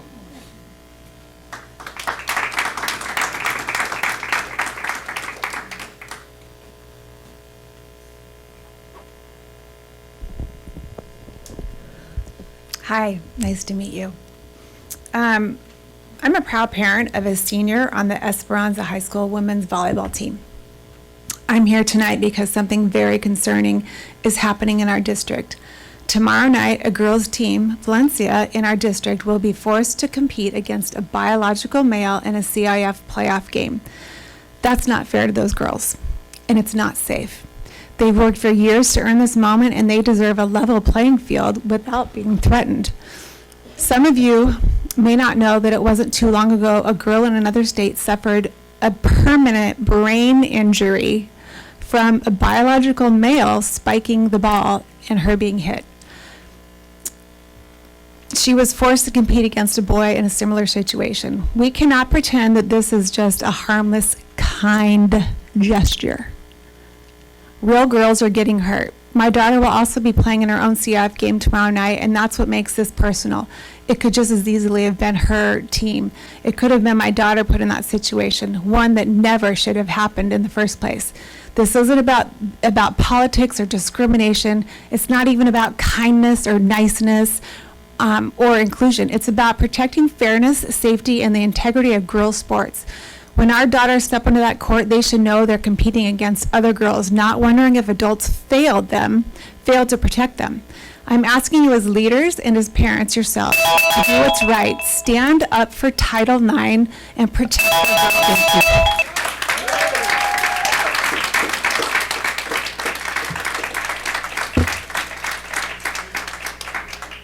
The next one, we have Justin Aguirre and Linda Cohn.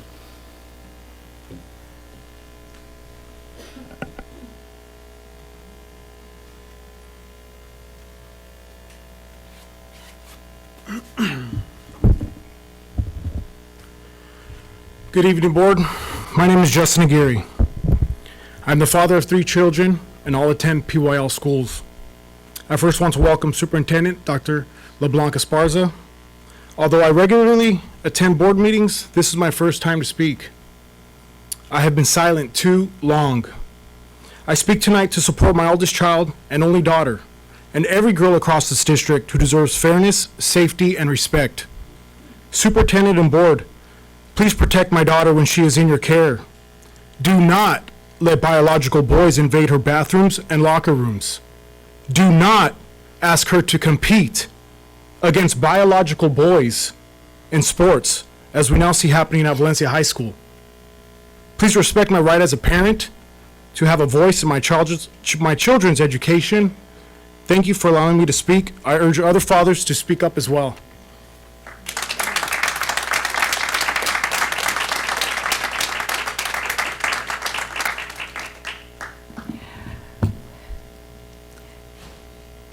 Welcome, Dr. Kim.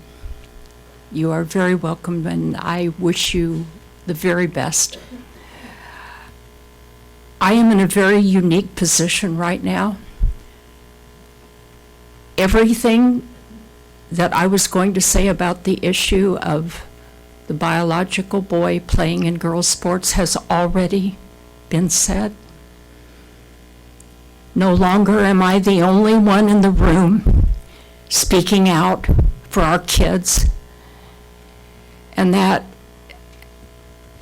is very gratifying to me. I would like to thank deeply all of you who have already spoken and said what I wanted to say. There's no need for me to take any more of your time. Thank you.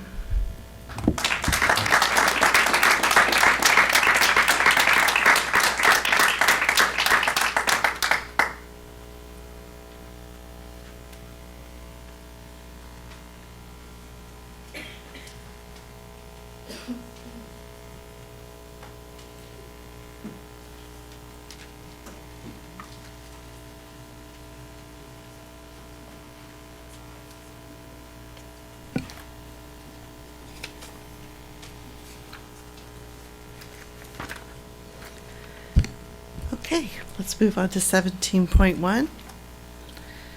I'll make a motion to approve Board Policy 0440, District Technology Plan. Second. We have a motion by Mrs. Anderson, a second by Mr. Frazier, and turn it over to Ms. Velasco.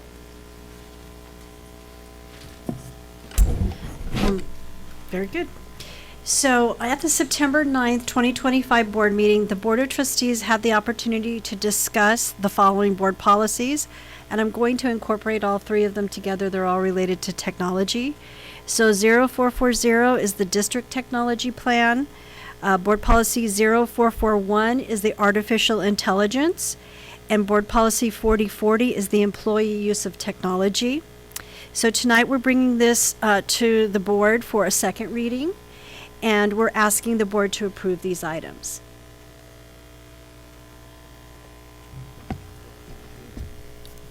I was thinking I'll just amend my motion to include 0441 and 4040. Second. And Mr. Frazier will second. We'll keep it easy. Okay, does anyone have any questions?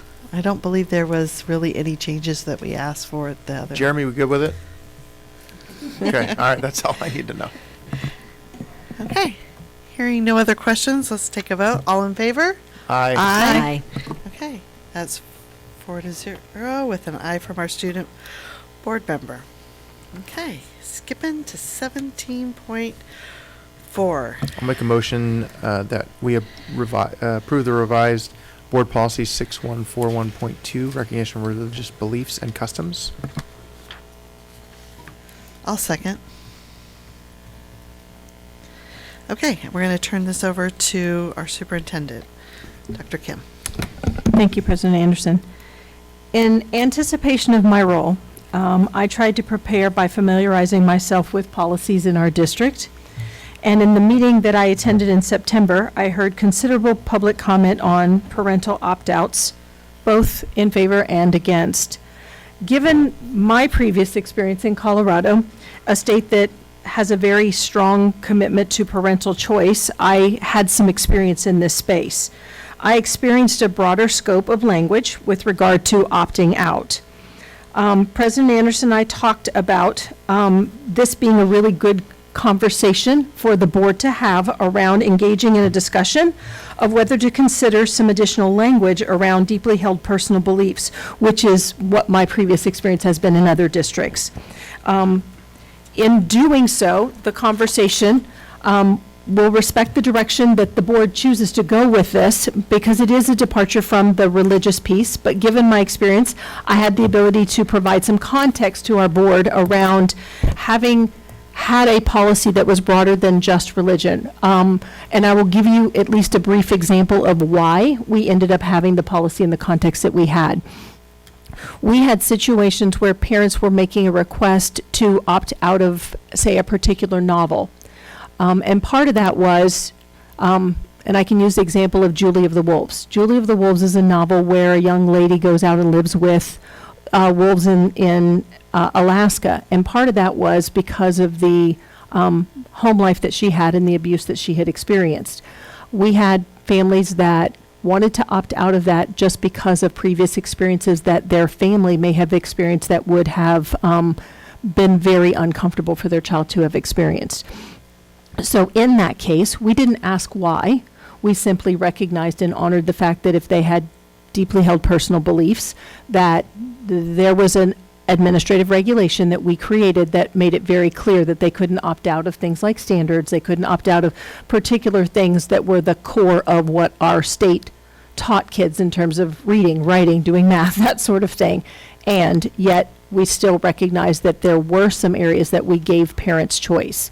Now, whether or not that is something that aligns with where the board wanted to go in the previous discussion, that's your call to make, but I at least wanted to offer you some of my previous experience having had that language in prior policy and open that up for discussion for all of you.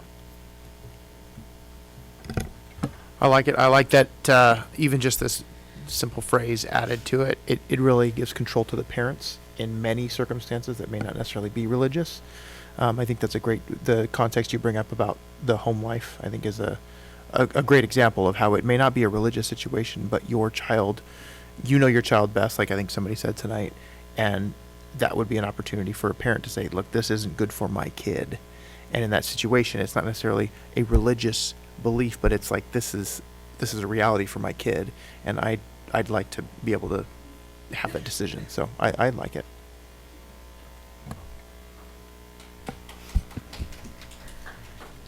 I like adding the language, but my concern is that it's wrapped up with the religious, because their religious has different laws that support it, you know.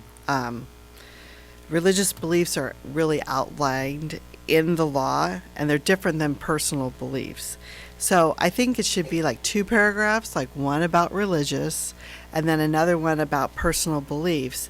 And also, I think we just need to put in there, you know, restating our discrimination policies and harassment protections, making sure that our staff and students can't be, you know, surveyed or asked what their personal beliefs are. Sorry to interrupt, but wouldn't that be in the AR though? I just think it needs to, No, I'm just wanting to make sure that that's. no, I think we put it in here just to make it clear. And then also, that, well, maybe we don't need to put that they won't be surveyed, but that we just make sure that we follow, you know, our anti-discrimination policy, blah, blah, blah. You know, whatever, I can't remember the number off the top of my head, but I've read it already tonight twice. You know, that they can't opt out of state mandated curriculum or graduation requirements, and that there's no guarantee, just like it says here that there's no guarantee that they'll be offered an alternative activity or similar education value. Just offer that again. I know this comes out often. I have a sister who's a music teacher, and every year she has students or parents that reach out to her and ask that their student not participate in any religious music in their choir. And so there's you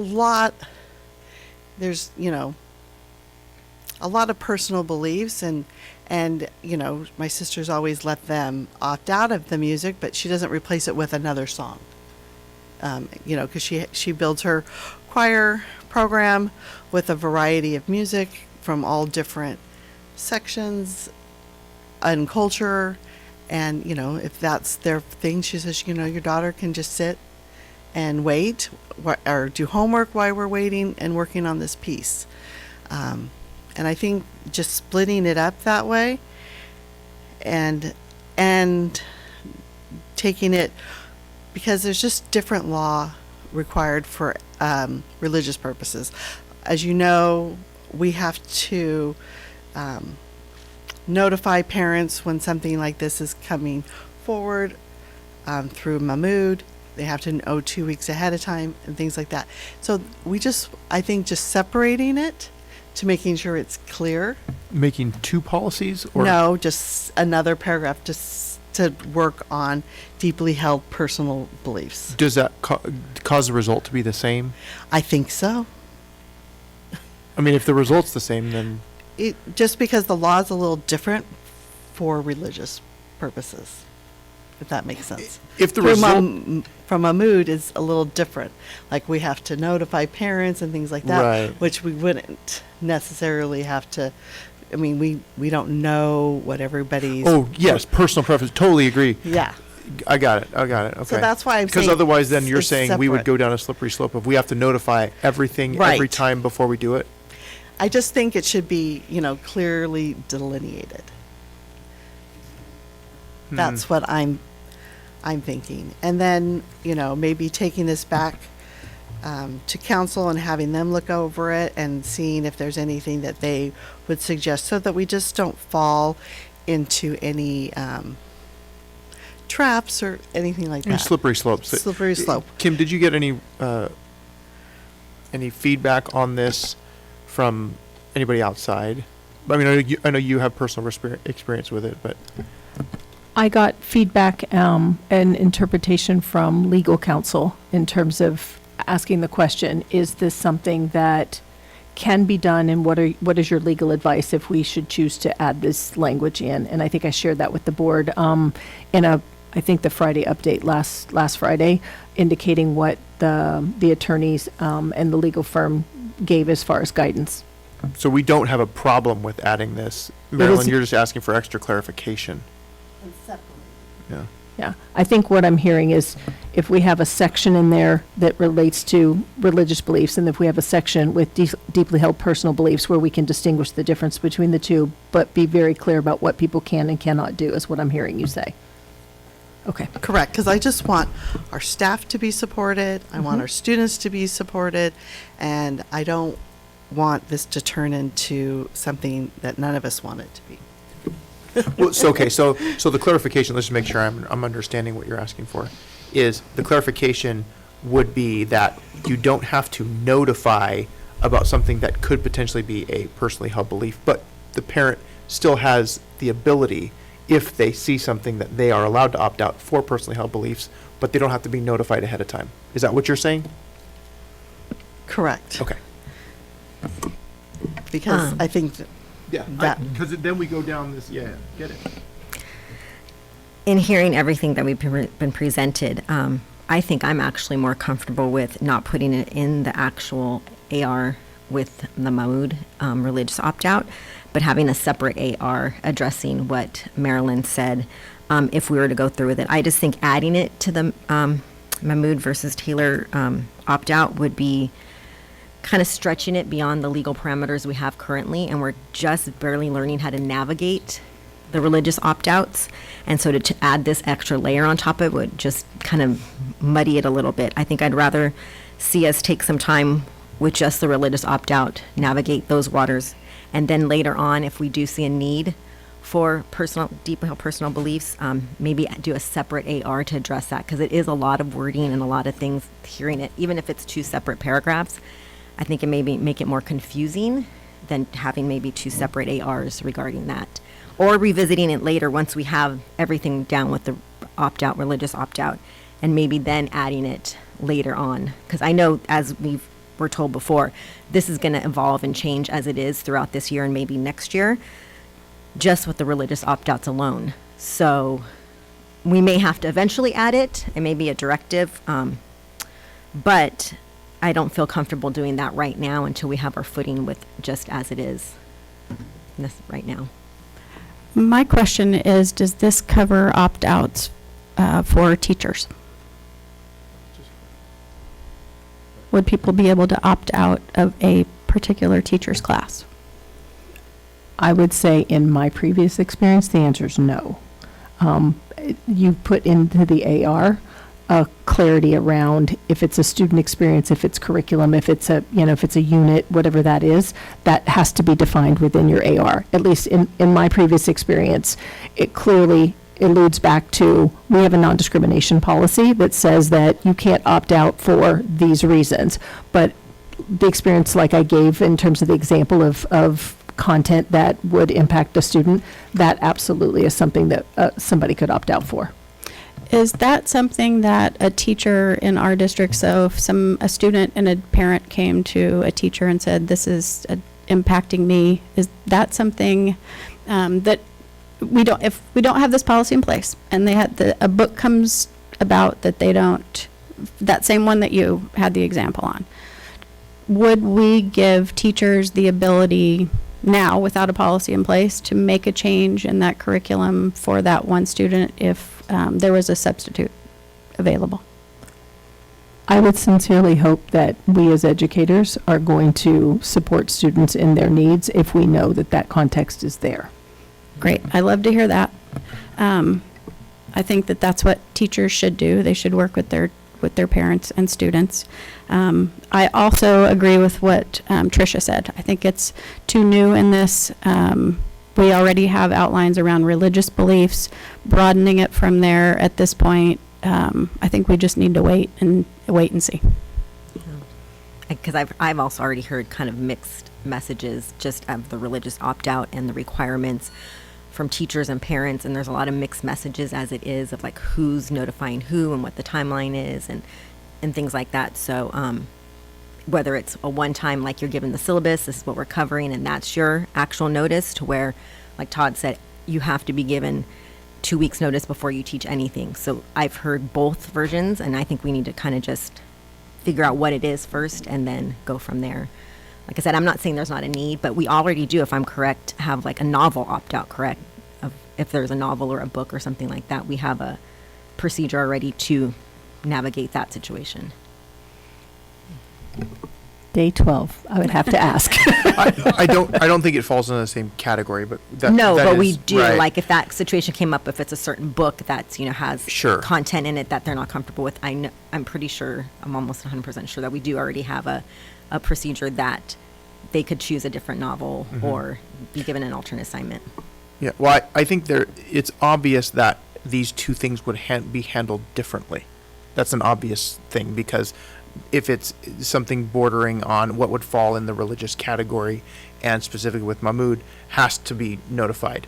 In this scenario, it's a parent notices something and they want to opt out. So I think separate ARs may be the right answer. I don't mind if it's spelled out in here, or even if we had the AR next to each sentence saying this applies to this and this applies to that. Because don't want to do the slippery slope. I think it's important for, even though Carrie, I agree, I would hope educators would, but we need to have parameters around what the guidelines are, because not all educators are perfect. Would you agree? I love educators. They're not all perfect. We all make mistakes. But I think having those guidelines is important, and inside of boundaries is where we operate the best. So I would prefer to have this language in, whether it's the way that it is here or an additional paragraph. So I would. Tricia, we have the curriculum review process, and that all comes through the board first before anything else. So what you mentioned as far as the guide rail or guardrails and all that, we have that in the curriculum review, so that But that doesn't. if this comes up. That doesn't affect specific parents, though. Like No, but we individuals. have the ability to get input on any of that curriculum coming forward. This is specific to Mahmoud. I think that, I think we should leave it as is and see how it goes and see what changes and then. I think you know, it takes. coming up. I think if we don't add that, we're taking away choice from parents. I think if we don't add that, we're still within the religious law. opt-out. It's almost something that's So this was an added to it. addition that. I know, and the legal opinion said that it was good. We're not. I bordering on don't any know issues. without sharing the legal issue that you can give the opinion of what you read in that. Okay. So my point is. Exactly my point. Can't really talk about the legal opinion. Can we? Can we share that? Well, but I've read the legal opinion multiple times, and I wouldn't say it's definitive. I don't think it's definitive. It doesn't even address deeply held personal beliefs. I couldn't find those words in there, so that's why I think we need to take it back to the attorney with this. And maybe this is not the right board policy, but we need to get a board policy or something where we can Make it more clear. Make it more clear. And I don't know if this is the right venue. Vehicle. Got it. So I kind of like to take it back to the attorneys and have them look at it, look at what we're trying to accomplish. Yes, the end result is important. The to end give result parents is choice. Yes. The end result to me is important, but making sure we're doing it right. If that's, I mean, I'm only one voice, so if that's the way you guys want to handle it, then I think it's important to have something related to this that's clear. And if we want to do it in two different policies, fine. Split apart in ARs, I don't care. I just think parents need to have choice.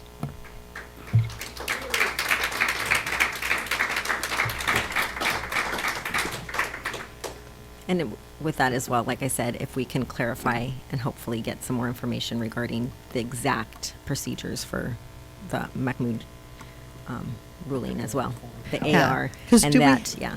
Do we have, sorry, I didn't mean to cut you off. Do we have the form readily available on the internet? The opt-out form? The one that currently exists for the policy that we currently have, or Correct. what would need to be created if we No. added the language? Correct. Current. The current one is my understanding is it's attached to your policy that currently exists, but I would have to go back and double check that because you guys adopted that policy before I got here, so I'm not really sure. I think it's posted on our website. Yeah, if we could get that. Yeah. And see it. Yeah.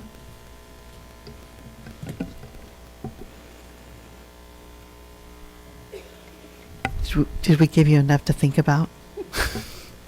I'll sift through it. It's all good. Like I said, having had the experience of having that within a policy, there is a path forward to doing that. I also hear absolutely the thought around, we need to be really clear about what is the core of what we do as an education, K-12 or TK-12 education entity.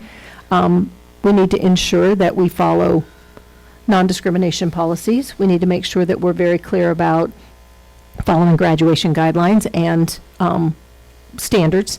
And we need to honor the fact that there are times that are very legitimate that we want to honor a parent's right to opt out of a particular situation for a student. And if we can do all of those things, we can build that into a policy, is what I heard.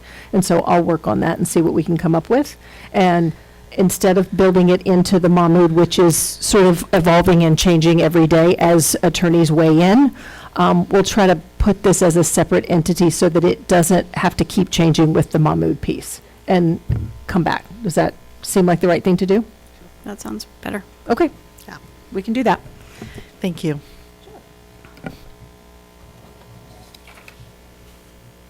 So do we want to table this? Yeah, so there's no vote, but Let's table it. So I'll amend my motion to table this, or. I think I'll amend my, I think you. I'll amend my motion to table this. And I will second that.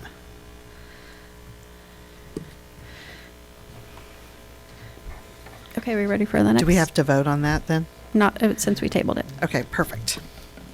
Okay, so I'll make a motion for 18.1, adopt resolution number 25.12 to approve an agreement for a supplementary retirement plan with Public Agency Retirement, PARS. Second. Okay, we have a motion by Mrs. Buck, a second by Mrs. Quintero. Dr. Kim. Thank you, board, and thank you to the PARS team, Eric O'Leary, who came out and met with us and with our team, and providing you all information. I appreciated the historical perspective, knowing that the last time PYL USD engaged in this process was 2009. And as a new leader, it was insightful. It was great learning for me, and I think it's an intriguing opportunity for educators and an interesting element within the larger context of budget stabilization. So thank you all for making the time to learn about the process and engage that way.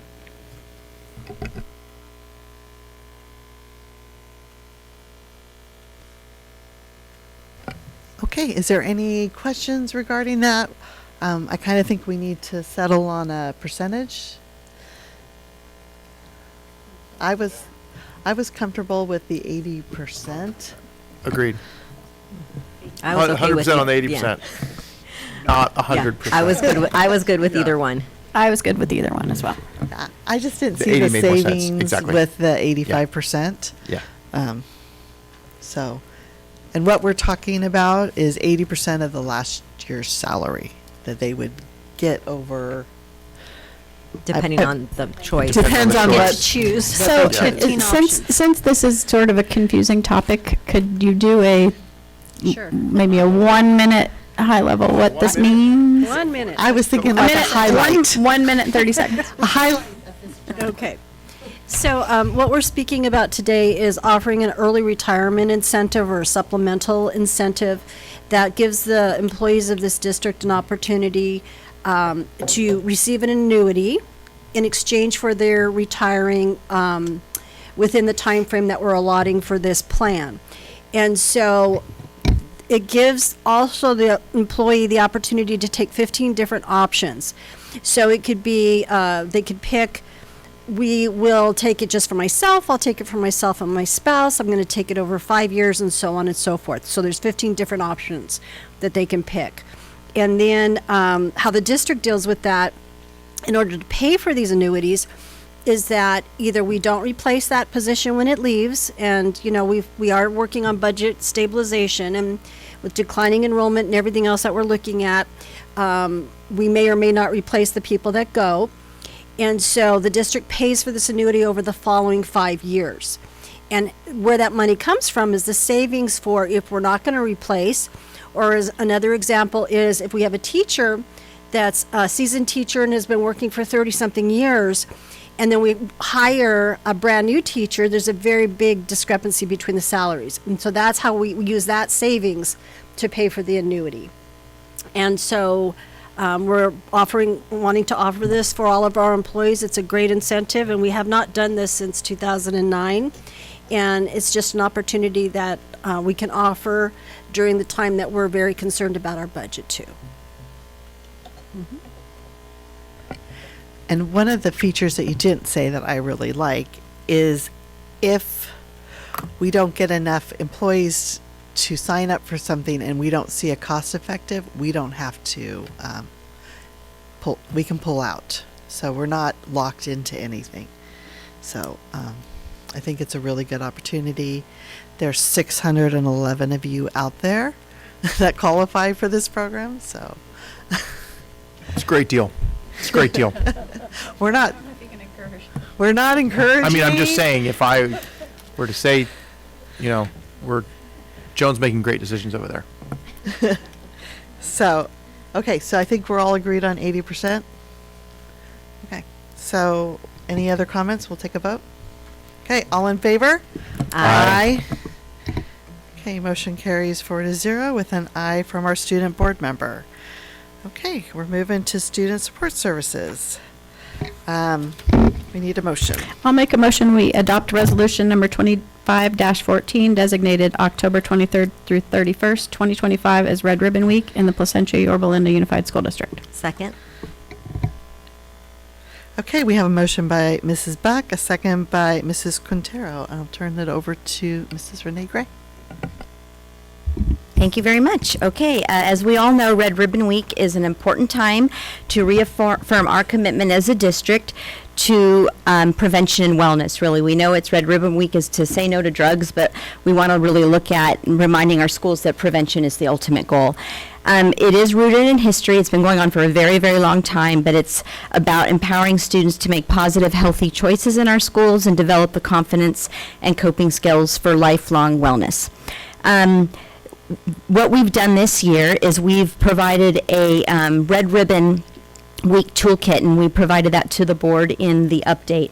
And our teachers and our school psychologists and counselors and wellness specialists have been giving ongoing support through lessons and campaigns and services. Not just this week, we're really encouraging this to happen all year long for just our students to make very, very good choices and have good homeschool engagement with our families, just in general.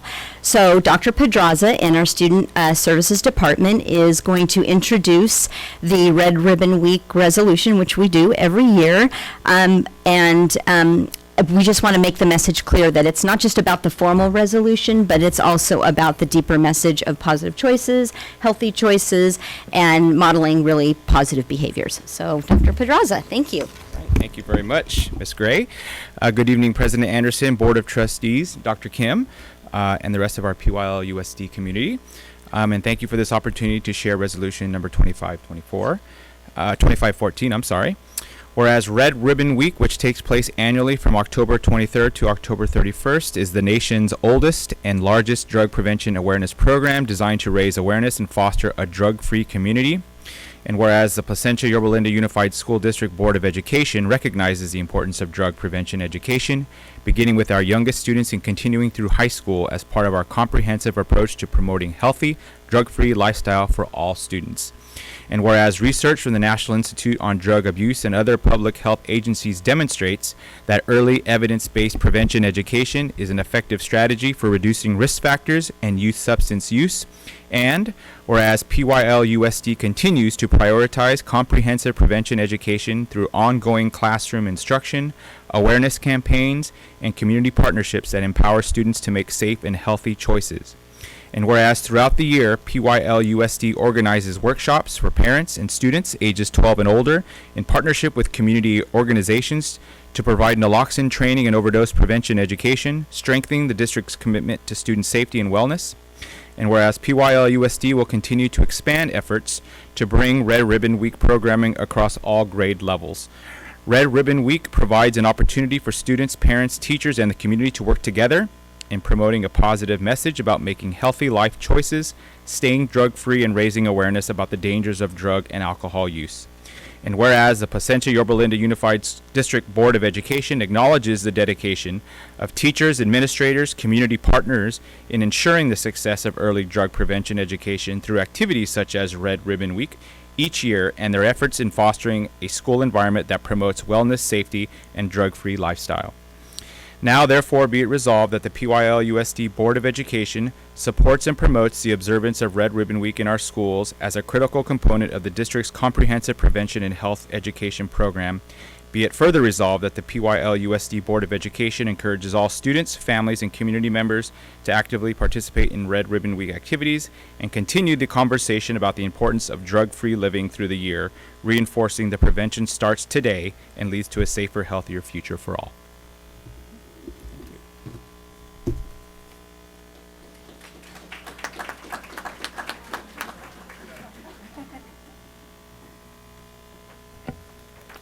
Thank you very much. I really like the switch of Red Ribbon Week into being like a positive options for students and families to turn to instead of just the say no. So, any other comments? I always think back to this time of year when this comes up. This is the first thing that I did when I got involved with PTA when my kids were little. So it always takes me back. So. Okay, let's take a vote. All in favor? Aye. Okay, that's 4-0 with an aye from our student board member. Okay, we are on to the consent calendar. Actions proposed for the consent calendar items are considered with appropriate practices of the district and are deemed routine in nature. The trustees receive board agenda backup information in advance of the scheduled meetings and are prepared to vote with knowledge of the block vote items. Is there anything to be pulled? Ariana, you want to pull something? She's like, no. just teasing. Okay, it looks like we're not pulling any, so we need a motion. I'll make a motion to approve the consent calendar. Second. Okay, we have a motion by Mr. Frazier, a second by Mrs. Quintero. All in favor? Aye. Okay, motion carries 4-0 with an aye from our student board member. Okay, so now we are on to board reports. You want to go ahead? It has been a while.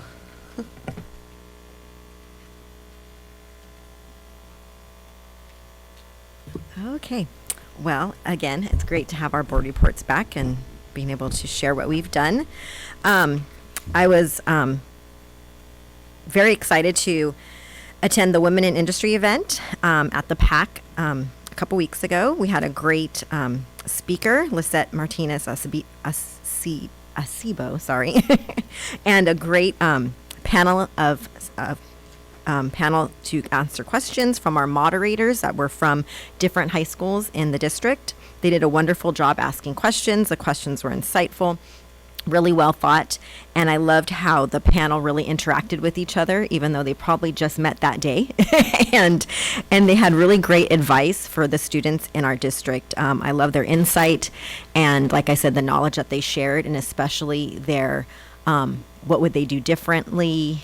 What would they tell their younger self, their high school self? They were really great answers, and I had shaking my head a lot in agreement with them. And like I said, it was a great event, and I want to thank everyone who was involved with that planning to provide that again this year. I know it's been an event we've had for many years, and they even had tables out with their academies, providing treats, lots of goodies, and advertising their own academies at their school. So like I said, it was a great event, and I can't wait to go next year. So also, I was able to attend the Glenview DLA night, their bicultural literacy night. They presented a guided reading of Too Many Tamales. And then with the parents, so they went through with some sample questions and reading strategies that they could do at home. I really liked how they stressed reading at home could be in English or Spanish or whatever the home language is. As long as the strategies are there, it helps with their comprehension and their reading skills later on. And so I really liked how they did that. The teachers did a great job presenting it to everybody. And then after, the students were brought in to have an interactive presentation or activity with their families where they actually got to make some tamales.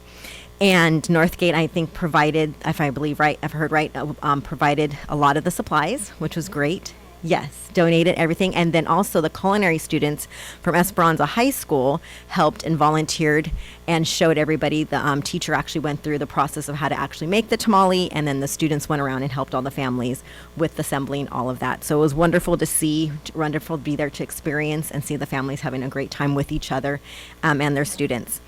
And then I also was able to attend, as Dr. Kim said before, the Heritage Day Parade. Again, one of my favorite community events for Placentia. We look forward to it every year. I go with my family and we cheer everybody on, all the bands and the teams. This year I had a different perspective being on the bus, which was fun, and was able to see all the bands and all the people in the parade ahead of time as we waited to go on, and it was really nice to be able to have that time to reconnect and see everybody that was participating that day. So a great event, like I said. Can't wait till next year. Already counting down with my family since it's a big event for us all. We have our breakfast every year, so before the parade. So yeah, can't wait till next year and see hopefully many more bands and many more people participate and line the streets. So thank you.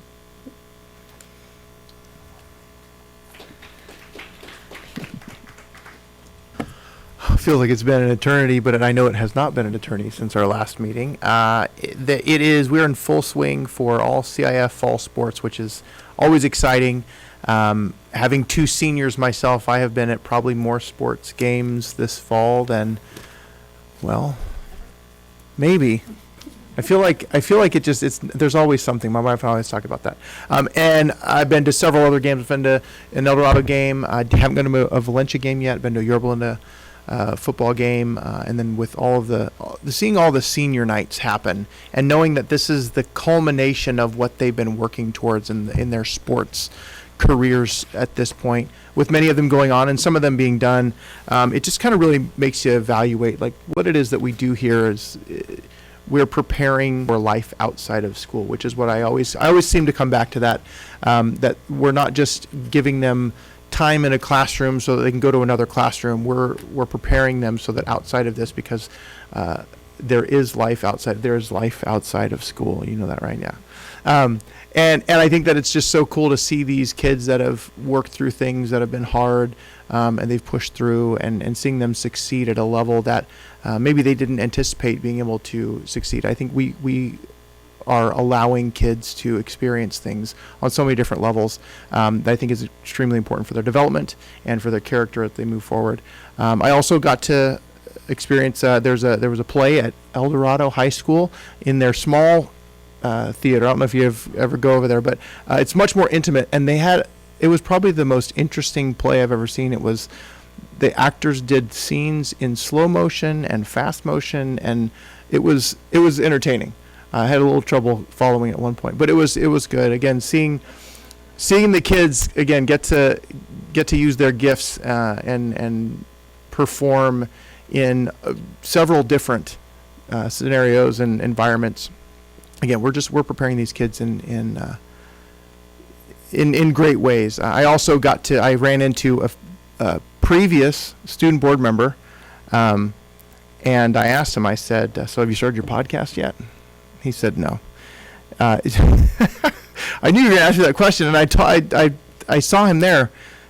Luke, thank you. Gosh, I'm like, Luke, buddy, and he's like, I'll get there. So if you ever see a podcast we're going to promote it. He's going to be a big guy. Luke Gilstrap, man, he's a good guy. Anyways, it's neat to see kids after they've come back They've graduated, they've gone. He sat here with us. We went through several different things when he was here, and then seeing him after he's graduated and come back and being on campus, and just it's a reminder of the culmination of what it is that we're doing here. We get caught up in the minutia and the things that we focus on that seem to be important at the moment, but when you back up and realize that the bigger picture is what's really important here. So I'm also really excited to have Kim here, and the things that she's already doing and the leadership that she's displaying is really encouraging, and I'm excited to get the rest of the seats filled over there and what's to come. So that's right. Yes, you are. Thank you. Thanks, Todd. I'll just piggyback on that. So my daughter called me last week and said, would you like to go see Scheherazade Symphony down at the Segerstrom? I'd never been to see Scheherazade before, but this stems back from all of her time in middle and high school in the orchestra at Kramer and Valencia. So that was a piece that she always remembered. And so it keeps living on. I mean, she's 27 now. So I just love it. And that she called me and she still thinks of that and still plays, actually, the viola. So a few things just to highlight. So North Orange County ROP had their board meeting, and a few highlights for everyone there. I know we've been talking about CTE a lot. And this year, North Orange County ROP, in conjunction with all of the 5 JPA members that are part of the ROP, took 100% of their ADA and applied for the CTIG Round 11 grant. And we received the 3rd highest CTIG allocation in the state as that joint group. And additionally, because we did that together, all the 100% of ADA would go to the ROP to be split up after that. It actually increased our allocation even higher, and the increase was 69,000. So the partnership that we have is great. I appreciate that you got to go and meet with the superintendent, Dana Lynch, over in for ROP, and looking at what our partnership is going to look like even more. As we mentioned, CTE programs and the things that drive the kids. What are their interests? What are the things that we need to provide for them to make them be successful when they grow up? Couple other things. We had the Orange County School Board Association dinner meeting last week, and we got to hear once again from Dr. Candy, and I can't remember her, Singh, and she came and presented to all of us for the Trust and Inspire workshop at the beginning of the year. So it was a different presentation, so I felt like I got even more out of it. It was just, it really inspired me at that moment too. I was really thrilled to see that not only is she sharing that information with us, that other school board members in the county are hearing that as well. California Nutrition Advisory Council, we just had our second meeting of the year in about 2 weeks ago, and I was selected as chair for the following year. So what we'll be working on, we just put out some information to support Governor Newsom's update to the nutrition guidelines for education, and pulling some of the preservatives out that we will not be able to use in here in the near future. So putting some information together that will be a toolkit for districts to use, as well as looking at adequate time to eat. The number of minutes that are recommended for students to have from the last person that is fed in the lunch line all the way until the bell rings. And looking at that, there are guidelines, but how do we follow those? What do districts do? We're going to be putting out a survey at the beginning of the year to get some feedback back about what's happening around the state. And then lastly, or a couple of things. CSBA is coming up in December. I'm looking forward to going with most of you. Maybe you'll join us this year. It's going to be in Sacramento. There's lots of great activities and sessions that we could hear. And then I did go to Tufry. I don't know if we actually had a meeting since I've been to Tufry, so I'll just mention it. Thank you for the visit to Tufry. I enjoyed going over there and stopping through band and seeing the band room that is now or the multi-purpose room where the pit is now filled in, and they have much more useful space. And next week coming up, the Symphonia, and then followed that with the band pageant. I'm really looking forward to big music in the district coming up soon. So I hope I'll see you out there. Thank you guys for sharing. I'll try to if someone brought something up, I will just skip it, or just mention I was there as well. I had a really great day visiting our full inclusive preschools at Linda Vista and at Topaz Elementary with another school board member from Saddleback, Barbara Schulman, and she was there to look at our programs and assess them and to see if we're going to get a golden bell. So I'm excited about that, and it was great. She was very hands-on. I also attended the 9/11 Patriot Day at George King and Venture, and it was a really great ceremony. The students were involved from the flag salute to the welcome. They were leading it, and it was just so fun to see them become leaders and do the things that they can do. And I just wanted to share one interaction that I saw. At the end of the program, all the students were going down the line, and they had made cards for our first responders, for our police officers, and for our firemen. And this one student was really proud of their card. They did not want to let go. And the teacher and the police officer, they were, just really trying to encourage the student to hand off the card, and it would get so close, and then the student would just retract. And I was so impressed by one of our police officers. They quickly, seeing this thing, quickly pulled out a sticker and said, "Let's do a trade."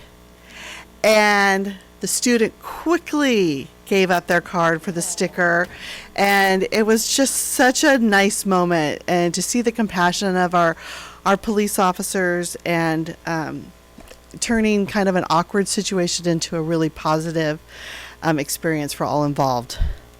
I attended the bell game for Valencia and El Dorado, so congratulations to the El Dorado Hawks on winning the bell this year. And I just wanted to do a huge shout out to both student sections on both sides of the field. They came with their full school pride and enthusiasm. I had the best time just watching them and seeing them interact, and it was a great game, great sportsmanship, and I hear now we're tied, we're even wins for both schools. I attended the Placentia State of the City, and they highlighted our partnership with the district that we have with OC Grip and building those relations and preventing gang recruitment. So that was nice to see. I also listened in on a policy update by CSBA, and they had a lot of updates on absences, safety, and of course a large section was on the Mahmood policies that were affected. I also attended the Women of Industry with Ms. Quintero, and it was a great night. I attended Trust and Inspire training that took place at the district for our managers, and it was wonderful. I attended the middle school volleyball at Esperanza, and it was just so fun to watch the students compete. And what really stood out to me is I think I've gone every year to the volleyball, is the improvement that these students are making. They are learning the game, they're mastering it. What they started off with several years ago and where they are today is just leaps and bounds. There was lots of rallies and really close points earned, and amazing shots to get the ball back and try to score. And I just could not believe the level of difficulty that these students have gone to in just a few short years of doing these tournaments. I attended the State of the City for Yorba Linda, and it was great to hear them give updates and our partnership with them. And I also attended the Heritage Day Parade. It's a big thing in our family. I've been going since I was really young, and we never miss it. With the State of the City, I wanted to congratulate Charlotte Watrabe Knapp. She was Citizen of the Year. And what she is recognized for most is organizing the George Key holiday celebrations and with the Sunshine Rotary Club. And so we just have great people in our community that really stand out. I attended the CSBA and AXA dinner with Mrs. Buck and Dr. Kim last week, and Dr. Candy Singh is truly inspirational. Just to listen to her and the different stories that she brings out, I just really appreciate it. I also did a school visit at Glenview, and it was a great morning. I was being toured by Principal of the Day, Alyssa, and she was taking me all over and interpreting for me as we entered many dual language programs, and I got to see like the 90-10 and how it was working, and I was grateful to have her by my side. And then I also, during the recess, during my visit, I got to work the dog pound, which means I got to take in the dollars and hand out prizes for the kids and help them pick out their PBIS rewards. And so it was just a great day there. And I'm trying to wear all my breast cancer awareness. This is the month, and I just encourage everyone to be proactive with getting their checks with breast cancer. As you know, I'm a survivor. I'm 2 years clean. And as much as I'm celebrating that, I've lost 2 friends this year to breast cancer. And a cousin right now who's just fighting for extra time doing experimental treatments. So there's still a lot of work to be done, and we just need to keep that in the forefront. And I truly believe in early detective. And that is the end of my report. So it's been a busy 6 weeks since our last meeting. So at that, we need a motion to adjourn. Make a motion to adjourn our meeting at 8:02. Second. Okay, we have a motion by Mrs. Quintero, a second by Mr. Frazier. All in favor? Aye. Aye. Motion carries.